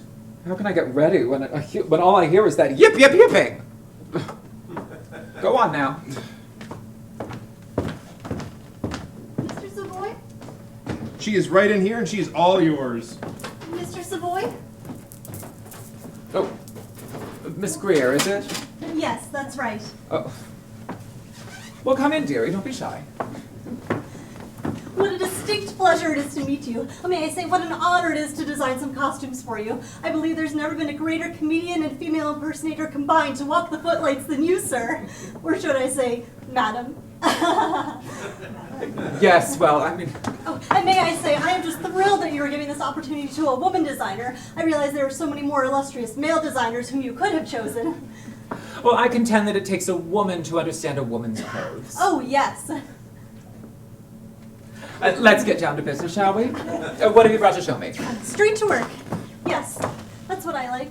A true professional I don't believe I've ever met. Miss Greer? Right, I apologize. I am a bit nervous. You're not afraid of me, dear, are you? That nonsense that was in the papers last year about me being a caveman and a brute. You don't believe any of that, do you? Oh, no. I'm just a bit flustered because I want to do a good job for you, Mr. Savoy. So, I've made some sketches for you, Mr. Savoy. Bert, please. Yes, Bert. In this first one, you can see I have created something that I believe is quite dashing. The skirt has a beautiful sweep to it, and the hat is at an angle that is ever so fetching. The hat is angled down to over the right eye, yes? Yes, that's how I've drawn it here. Is that a problem? I always wear my chapeau to drape over my left eye. I'm somewhat blind in that eye, you see. Oh, I hadn't noticed. Some believe it is a glass eye, but that is bunk. May I ask what happened to your eye, Bert? You may ask, but I shall not tell you. A lady must maintain certain secrets. Yes, of course. I understand. I'll just make a note. Hat, left eye, got it. And now the hat. Not just one or two feathers. I want a cascade, a waterfall of feathers. Yes, lovely. Cascade, waterfall, feathers, left side. What else have you brought to show me? I am particularly excited to show you this one. I would like to suggest to you a dress with a collapsible bustle, which could come off during your number. I believe this would add to the laughter that you're building. Miss Greer, no. Humor is not something I want in my clothes. No humor in your clothes. Absolutely not. I want to be chic in appearance. Let the ribaldry come from inside. Yes, I see. And for the same reason, I never remove my wig on stage. Oh, your signature red bob. Yes, that is correct. I am creating a character, and I would not want to ruin it by showing the audience this balding head. Without my wig, my makeup, my chic apparel, I look like your average president of a bank. We would not want that, now would we? No, we would not. My gowns are to be of the finest of fabrics, with vivid dyes and hues, the highly colored garb of a newly rich woman. Have you even seen my act? Oh, yes, many times. I simply thought that... Miss Greer, your sketches here are fetching. But if we are to work together, we must be of the same mind. Oh, yes, of course, of course. Let me just jot this down. Chic, attractive, hat on the left. I believe you already have that written down. Oh, of course, of course. Please excuse me, Mr. Savoy. Bert, it's just that I wanted so to impress you. No need, dear girl. I give you my approval. Just get this first one sewn up, and we shall take it from there. With the hat to the left. Yes, right away. Thank you, Bert. Thank you for this opportunity. I'll just have to take a few measurements, if I may. Oh, certainly. But I must ask that you be quick about it. I have a very busy afternoon. Of course, of course. How long have you been doing this, Miss Greer? Oh, please, Mr. Bert. Please call me Harriet. Harriet, have you been at this long? Not too long, sir, but I am working my way up. Are you now? How is the costume business these days? Well, there's quite an explosion of shows recently. The opportunities are there if you work hard enough, and if someone will give a lady a chance. And do you work hard, Harriet? Yes. Oh my, yes. You know, I worked hard too, but that is not what got me ahead in this business. No? No. I started as a cooch dancer in a freak museum in Boston. You? A cooch girl? Really? You scandalized? We all have to start somewhere. Even if it is as a taxi dancer for lecherous male patrons. Jay, Mr. Brennan, says that I should never reveal my past as it might embarrass the act. But the truth is the truth. Right, Miss Harriet? Truth, yes. And I am not embarrassed. I perform 12 times a day for $6 a week. I was doing quite well. I alternated with a deaf-mute girl. She and I were doing so well, we teamed up and joined a carnival. But then the owner skipped through the gate and left us flat without a nickel to get back home on. The shock was so great that when I told the deaf-mute about it, it restored her voice. And she uttered, "Oh my God!" What's the matter, dear? Why have you stopped? I must measure the inseam, but I don't want you to think that I'm being improper. Be bold, honey. It's no problem. What I have between my legs is really of no importance. I have nothing to hide. I've got it. Thank you. Now, where were we? Deaf mute girl, rough life. Rough, yes. But life was exciting back then, too. I played honky-tonks all across America. Just drifting, performing. I even wound up in the Yukon for a spell. Searching for gold? Something like that. I miss it. I do. But look how you've succeeded. You're Savoy of Savoy and Brennan. Gosh. Yes, but life was easier back then. Now I have everyone telling me who I must be and what I must and must not do. You don't have anyone telling you what to do you, Harriet? Well. Well, you just get that outfit ready for me. Remember, hat on the left, cascade, chic. If I use it in the act, I will commission another gown from you straight away. Yes, thank you. Oh, and when it is finished, you must come over. Come over, yes. That is a line from the act, dear. You must come over. You did say that you've seen the act, yes? Yes, yes. Alrighty then. Oh, thank you, sir. Mr. Savoy, Bert, I will come over when the dress is ready. Oh, well, thank you, Harriet. Oh, and would you be a dear and see if you can't round me up a cup of coffee or something before you go? Thank you.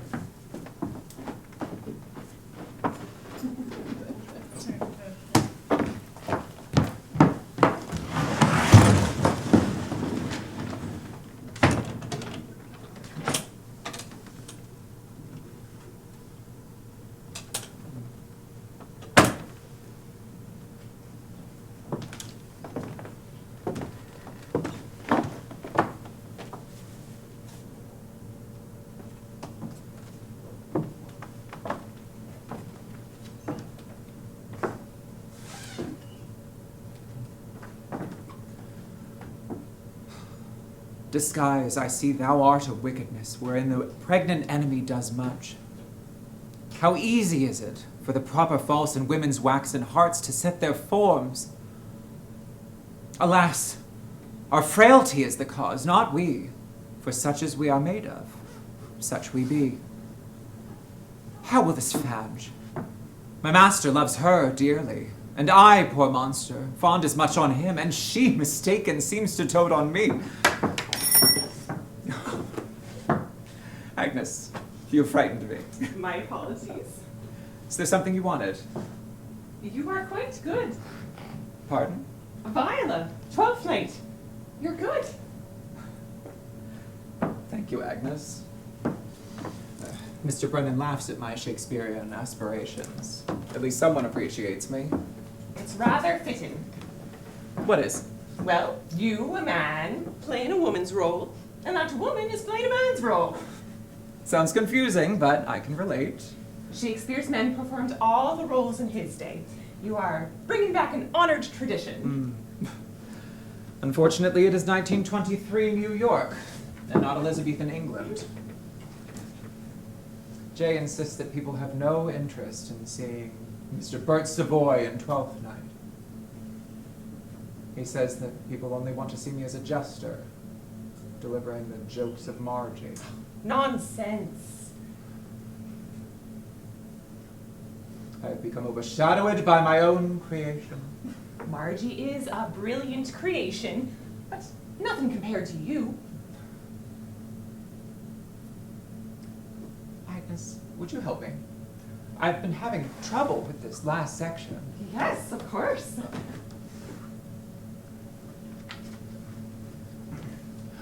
As I am man, what shall become of this? As I am man, my state is desperate.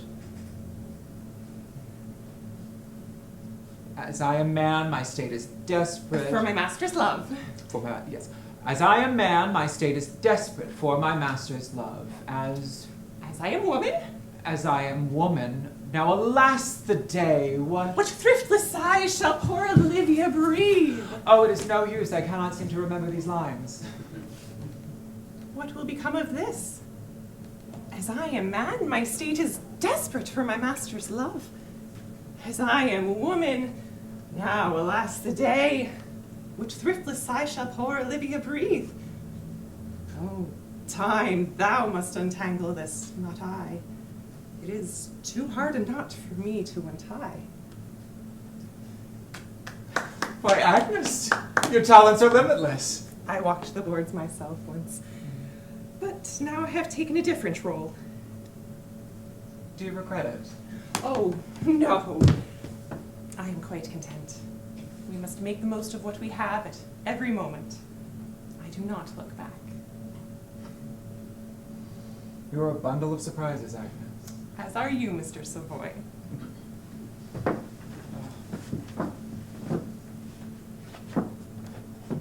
Thank you. For what? Never mind, I believe it's time we got out of here. I shall see you tomorrow, my love.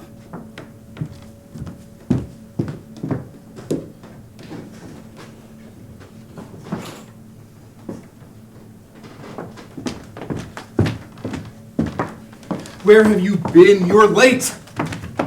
I do not have to answer to you, Jay. I am my own person. Stevens will be here any moment. We don't have time to get into another argument. Before he gets here, we need to make a plan of what we will discuss with him. Don't you trust me, Jay? No, Bertie, that's the point. We must use this second interview to keep our names in the papers. We need some good jokes in there to entice the public to see the show. And may I not mention a few things of a little more substance? Such as? Such as our plans to break into motion pictures. We have no plans to break into motion pictures. Yes, but if we could get it in the papers, then perhaps a producer would approach us and... No, stick to the jokes, Bertie. It's your forte. I will handle the publicity. Just like you handled that story about me punching my wife. I know the image we need to portray. It worked, didn't it? Worked my nerves, yes. That is not what I want people to know about me. I would much rather they hear about my plans to perform Shakespeare. Not this again. Bert, the public does not want to see you perform Shakespeare. You're more of a Fanny Bryce, not a Charlotte Cushman. I love my Fanny. But the world has need of only one of her. She is a singular talent. People want to see you in a gown, delivering jokes about Margie. No, Cushman played all the men's roles in Shakespeare, so she left the women's roles to me. Must you win every argument? I am a master of reinventing myself, dearie, and it is time that the public saw a new side of me. Why change when you're on top of the world? Oh, this is the top. How utterly depressing. Last year, when you were on tour, you were thrilled with your life and your success. It has become tiresome, Jay. You have become tiresome. What is it you want? I want to continue to make them laugh. But I'm capable of doing that with Shakespeare's lines, not Margie's. No, can we end this? This is not the time for this inane discussion. You just have to be the boss, don't you? When Stephen gets here, follow my lead. Please, Bertie? You want me to just deliver some tired old jokes?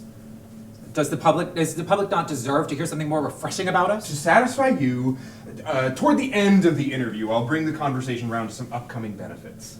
Is that refreshing enough? I am happy to do some charity benefit for the field artillery now and again, but that is not what people want to hear about. Please, stop quarreling with me. He will be here any minute. Just do what you do best. I will feed you the setups. You will follow through with the jokes. Can you do that, please? I know how to perform, Jay. Stop patronizing. And I want us to get the new line that we've been working on, so let me handle the introduction, and then I will steer the conversation over towards... Stop, Jay. I know what to do. Mr. Stevens, to see you boys. Thank you, Agnes. Send him in. And stop bickering. I can hear you two clear down the hall. Yes, Mother. You're like an old married couple. That we are, Agnes. That we are. Don't be ridiculous. Agnes, please. Yes. Please, go behind the screen, get yourself ready for the entrance. I will handle the introductions. Yes, sir. Right away, sir. Mr. Stevens. Ah, Stevens, how nice it is to see you again. Thank you for coming back and featuring us in a new article. Oh, my readers can't get enough of the two of you.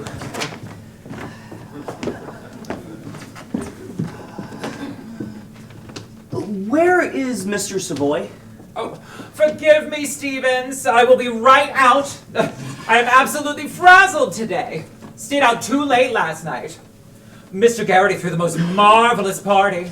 You should have been with us. That's Bert's new line for next year. You should have been with us. How do you like it? It's good.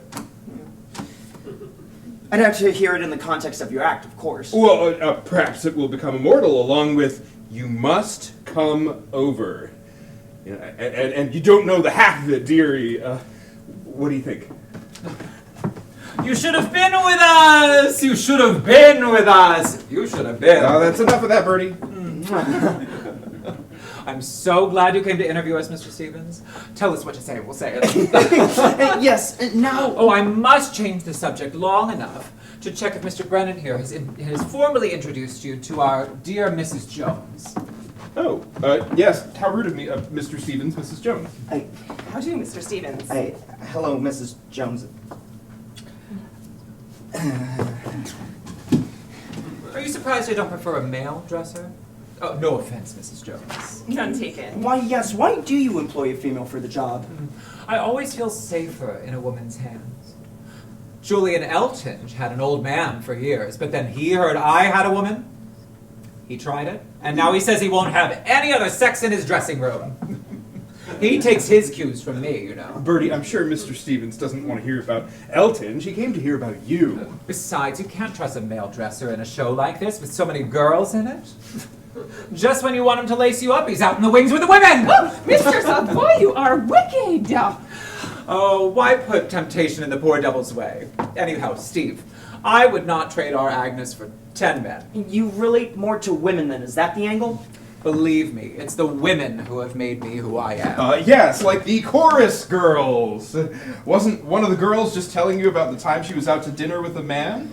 You know, remember, the lights were dim, and the music was soft, and the wine was cold, and her date said, "I've never been to a place like this before." And she said, "I'm out with an amateur." Are these two always like this? Every night. Well, and what about the joke you told on stage tonight? Oh, what was it? Yes, what was it? About the girl and her friend who had just seen Douglas Fairbanks in The Three Musketeers at the Picture House. They passed the bookstore window, and it was full of the Dumas romance. Ain't the printing press wonderful? The girl said. They got the book out already. You should have heard the audience laugh. They screamed. Oh, well, enough of this small talk. I'm sure Mr. Stevens is tired of all these antics.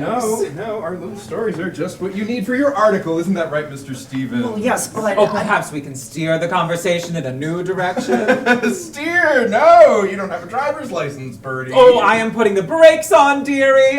Why don't you follow my lead for once, won't you? Oh, Bert, you've just given me the most wonderful inspiration for a new joke. May I see you outside? Excuse us, Mr. Stevens. We must strike while the iron's hot. We'll be just a minute. Is this part of the act? Oh, yes! Always joking, those two. They're wonderful, aren't they? They're more modest than the girls. They're just like my own boys. And when one of them gets to grumble into the other, I say, maybe he's nervous tonight, so don't pay any attention and smooth it over. They're quite a pair. Two halves of a whole.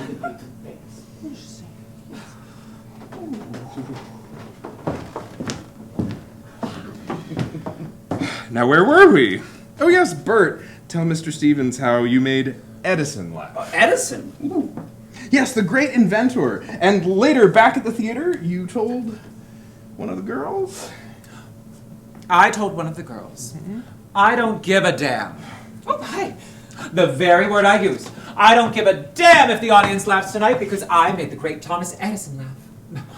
And then the girl says to me, "Did you know that Edison is deaf?"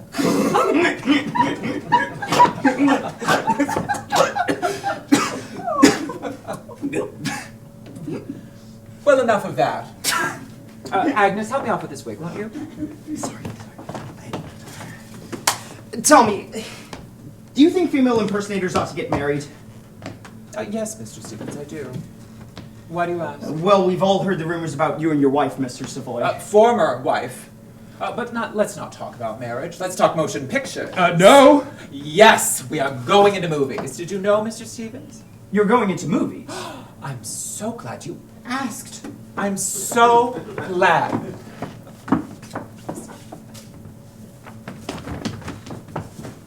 We would have gone much sooner, but one hates to go to Siberia, doesn't one? Why Siberia? I mean Los Angeles. I'm always getting those two foreign countries mixed up like that. Will you prefer to work in movies than to work on stage here in New York? Oh, I'm mad. I'm mad about the movies. Will you wear all of those clothes? Yes, Jay and I are going exactly as we are, my dear, and throw ourselves at the mercy of the public. 5 reel comedies. Can you see us doing 5 reels? I ask you, my dear. Who's the producer and when do you start? Those are secrets that we cannot reveal yet. Mr. Stevens, do you know what just popped in my head? That old line. As I am man, my state is desperate. Oh, what is that? 12th night. Have you not heard of our Shakespeare plans? Why, no. We don't have time to go into that right now. Yes, next season I will be performing in a series of Shakespearean matinees. I believe I will start with Viola in 12th night. Yeah. Go on.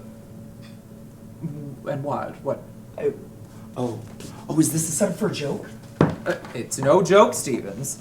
If we are seriously received, it may prove to be the dawn of a new career for both of us. I cannot tell whether or not I am being spoofed. Can you? Oh, it is true, Stevie. I can deliver jokes about Margie 1 minute and Shakespeare's lines the next. We are all capable of being whomever we choose. People are protean. We are chameleons. How about you, Mr. Stevens? Would you not enjoy, playing someone else for a change? Oh, no. Heavens, no. No. Me? Playing multiple parts? No, I couldn't imagine such a thing. Never you mind this Shakespeare business or chameleons, or whatever it is we're talking about right now. Have you heard of our latest benefit? Yeah, Bert will be challenging Julian Eltinge to a in the boxing ring at the end of the season. What? Boxing? Really? Yes, it's all for charity, of course. Oh, Mr. Savoy, you, a pugilist? I can hardly believe it myself. Well, there was that incident with your wife. Former wife, and the truth about that. Bert will box Eltinge anywhere in the vicinity of New York for charity. We will forfeit $1,000 in good faith. I thought we were not going to talk about Eltinge. There's no animus in the challenge, of course, but we thought we could draw a good house for a charitable project before our next season begins. I mean, can you picture it? The 2 greatest female illusionists of our time boxing. I am not an illusionist. They'll put up quite a good fight, I assure you. This boxing scoop is a gem, thank you. Yes. Mr. Stevens, do you have everything you need for your feature? Are there any last questions we can answer for you? Let me just consult my notes here. Yes! I would love to know how you two met. Can you tell me something about your past? Can't. It's closed for repairs. That is a good line. My word, let the past lie. If you don't, we will. We are what we are today. Isn't that right, Agnes? What difference does it make how anybody got started? But if you insist, let me tell you about how we first met. Oh my, but he was ritz. He had borrowed a bulldog. A bulldog? And brought it to the theater on a leash. Bert, oh boy, can we stay in the present, please? Yes, Jay, old boy. Mr. Stevens, you must come over. We have an apartment on 45th Street. You must come over. We insist, don't we, Jay, on having your initials carved in our piano? Everybody's played it but the Pope. You must come over.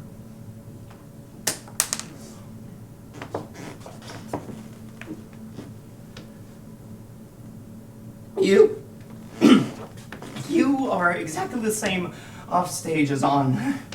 You make up the stuff as you go along with. Does she ever? I never know what she's going to say next. Yes. She breaks me up every night.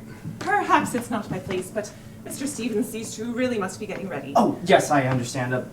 Thank you so much for this opportunity to speak with you again. I think I have some real gold here to share with my readers. Bye now. Yes, goodbye. Yeah. Thank you. Thank you, Agnes. I thought we'd never get him out of here. You want me to fight Eltinge? Eltinge, that fat cow?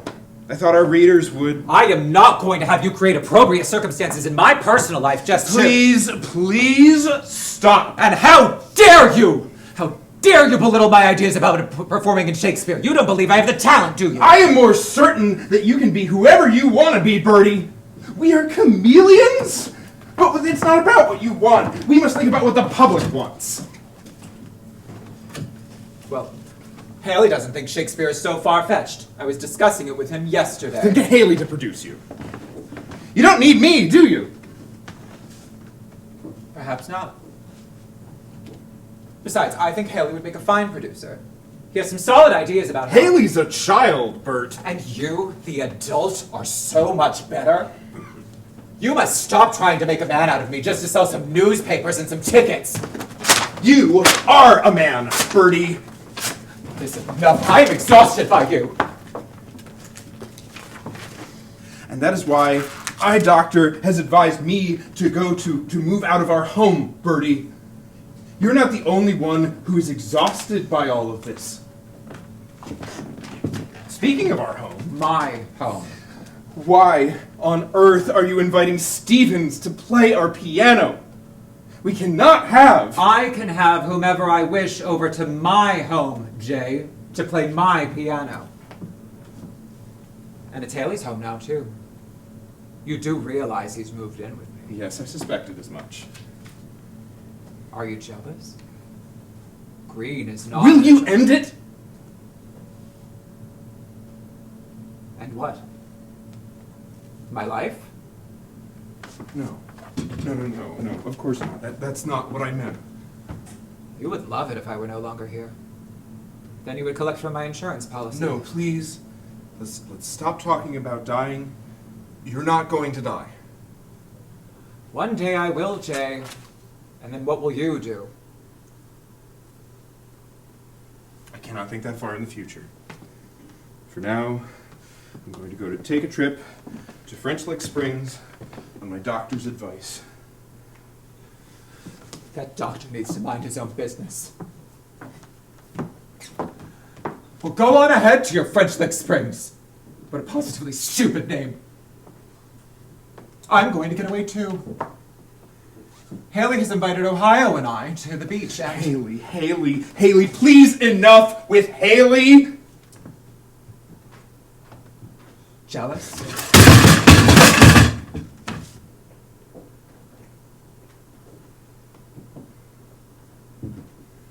Agnes, help me get dressed. This man is a cretin. Jay, get out. Bertie. Now!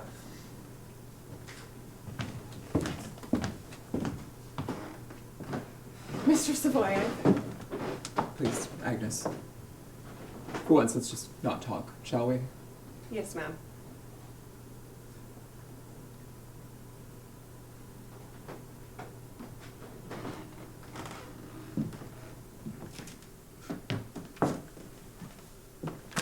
I never published that interview.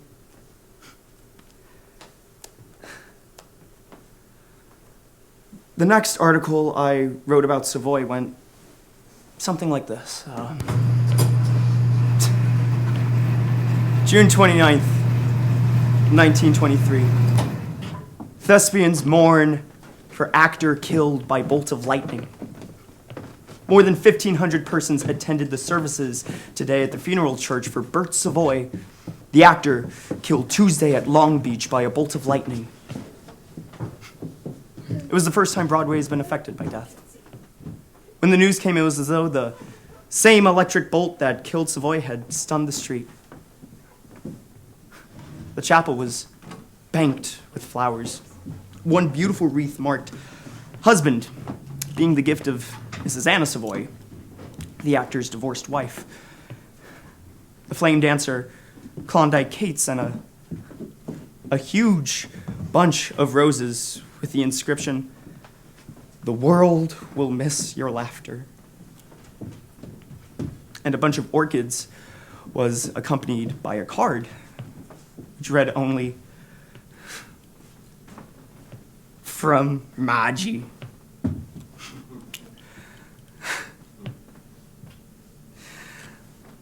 Jay Brennan, Savoy's partner for many years was so deeply affected he had to be led from the chapel. Billy Brennan, Savoy's partner for many years, was so deeply affected that he had to be led from the chapel. Savoy and Brennan's production contract called for $1,250 weekly. They recently reappeared in Vaudeville at $1,500. Vulgar, how easily they print this stuff. I don't want people to know our salaries. It's not about what you want. This is what the public wants. There was a strong attachment between him and Mr. Brennan. Several months before the tragedy, each took out a $50,000 insurance policy in favor of the other. They had a contract binding them for life. Once, when interviewed for a New York paper, Brennan said, "Don't mention me." That's true. While Mr. Savoy privately told the reporter, "Whatever you say, give Jay the best of it." Mr. Brennan's hair, once sleek black, is now tinged with white. He has aged many years, seemingly overnight. It is difficult to think of such harlequins of such an audacious mold being touched by grief. A funeral cortege of 30 automobiles drove to Woodlawn Cemetery. Those orchids, they were so lovely. Who do you suppose? Don't, Agnes, please. Let's not talk, shall we? Yes. Mr. Haley. Agnes, would you give us a moment? Yes, of course. Do you need anything? No, I'm fine. What do you want, Haley? I don't want to upset you. You're not. I saw you at the funeral. You have every right to mourn with the rest of us. Thank you. You tried to make me jealous of you these last few months. It was you he loved. You know that, don't you? Yes, I suppose. That's not why I'm here, though. What is it? I came to tell you that a woman came to the house yesterday. What woman? Bert's mother. He doesn't have a mother. He's an orphan. Yeah, that's what he said, but she insisted. Well, what does she want? She heard about the insurance policy. She wants in. Word gets around fast, doesn't it? She's a charlatan, an opportunist. Nothing to be concerned about. I tried to evade her, but she overheard me tell someone that I was coming to find you today. She has been following me. Hi. Mr. Haley, there you are. Is this Mr. Brennan? No, this is a friend. James. Call me James. James. Do you know where I can find Mr. J. Brennan? We have not seen him, but perhaps we can help you. What is it you need, Mrs. Walker? Or perhaps it's Mackenzie. Mackenzie, heavens no. It is Walker. Ida Mae Walker, Oh, yes. Walker! I see you understand our surprise, Mrs. Walker. I don't know. Bert had told us that he didn't have a mother. What? Oh, no. We were very close. Very close. I saw him in Chicago just last year. I was in Chicago with him last year. I don't recall him talking about his mother. Well, I don't know why. He said I was to be the sole beneficiary of his will, and that I should resign my position in Chicago and come to New York to keep his home. Oh, he did? Yes. Oh. Yes, he has a lovely apartment on 44th Street. I've been there many a time. 44th Street? Yes. It has a piano and everything. Everyone's played on it, but the Pope, he says. What? The Pope. But please, can you tell me where I can find Mr. Brennan? Forgive us, Miss Walker. You seem to be under the impression that we knew Mr. Savoy better than we did. It appears we hardly knew him at all. Yeah, unfortunately, we are not aware of any of the things you have told us. And we have no idea how you might find Mr. Brennan. Good luck to you. Well, I have a claim here, and I will be consulting with a lawyer. I will. You do that now. And don't for a moment that I want this money for myself. Oh no! I want to use it to build a headstone for my dear boy. It will say, he made the world laugh. Erected by his mother! The Walker family wants the world to know how proud we were of him. Yes, that is admirable, isn't it, J. Hames? My, yes. Good day to you. Good day.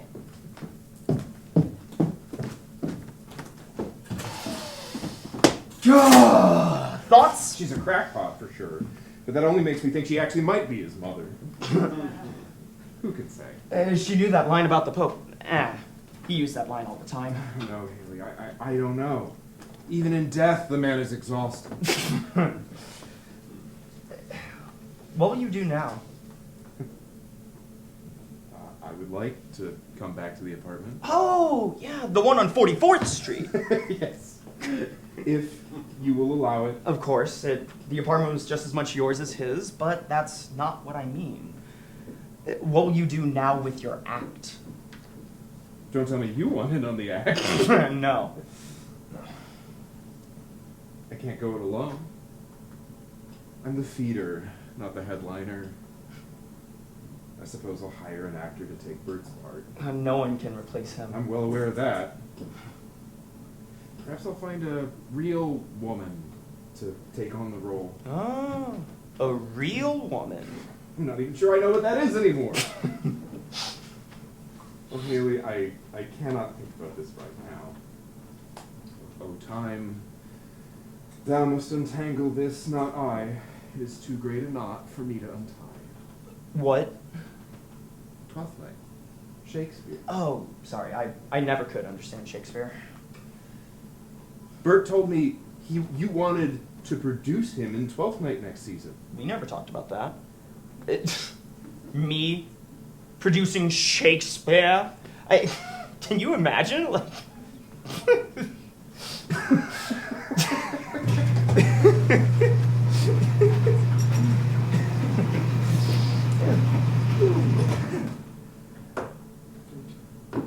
what is it?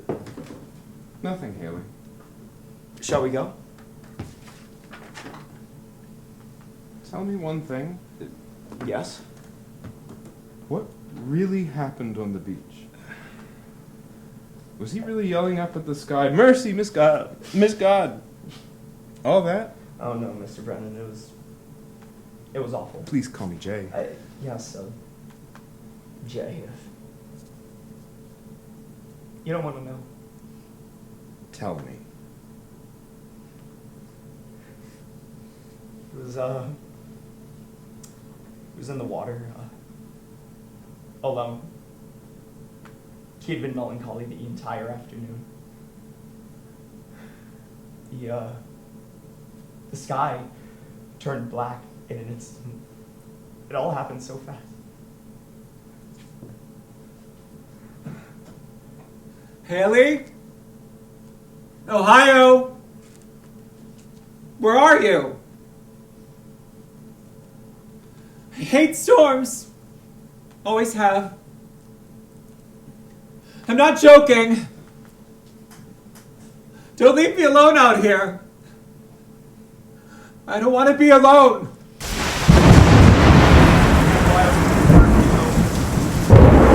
Down Ohio just had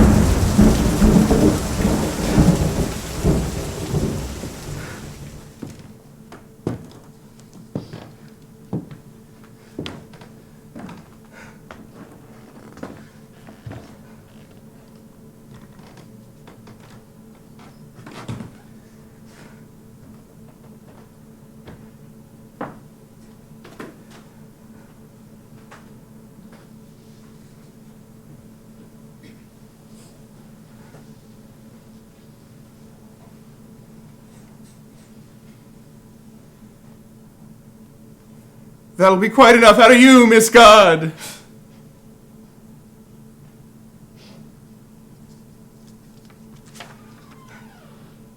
That is a good line. You don't know the half of it, dearie. she was correct about one thing. Who? The mother. The supposed mother. What? He made the world laugh. He made me laugh. That is not an easy thing to do. Haley, what am I going to do without him? I can't say. So don't sit here by yourself. Why don't you join me, huh? You must come over!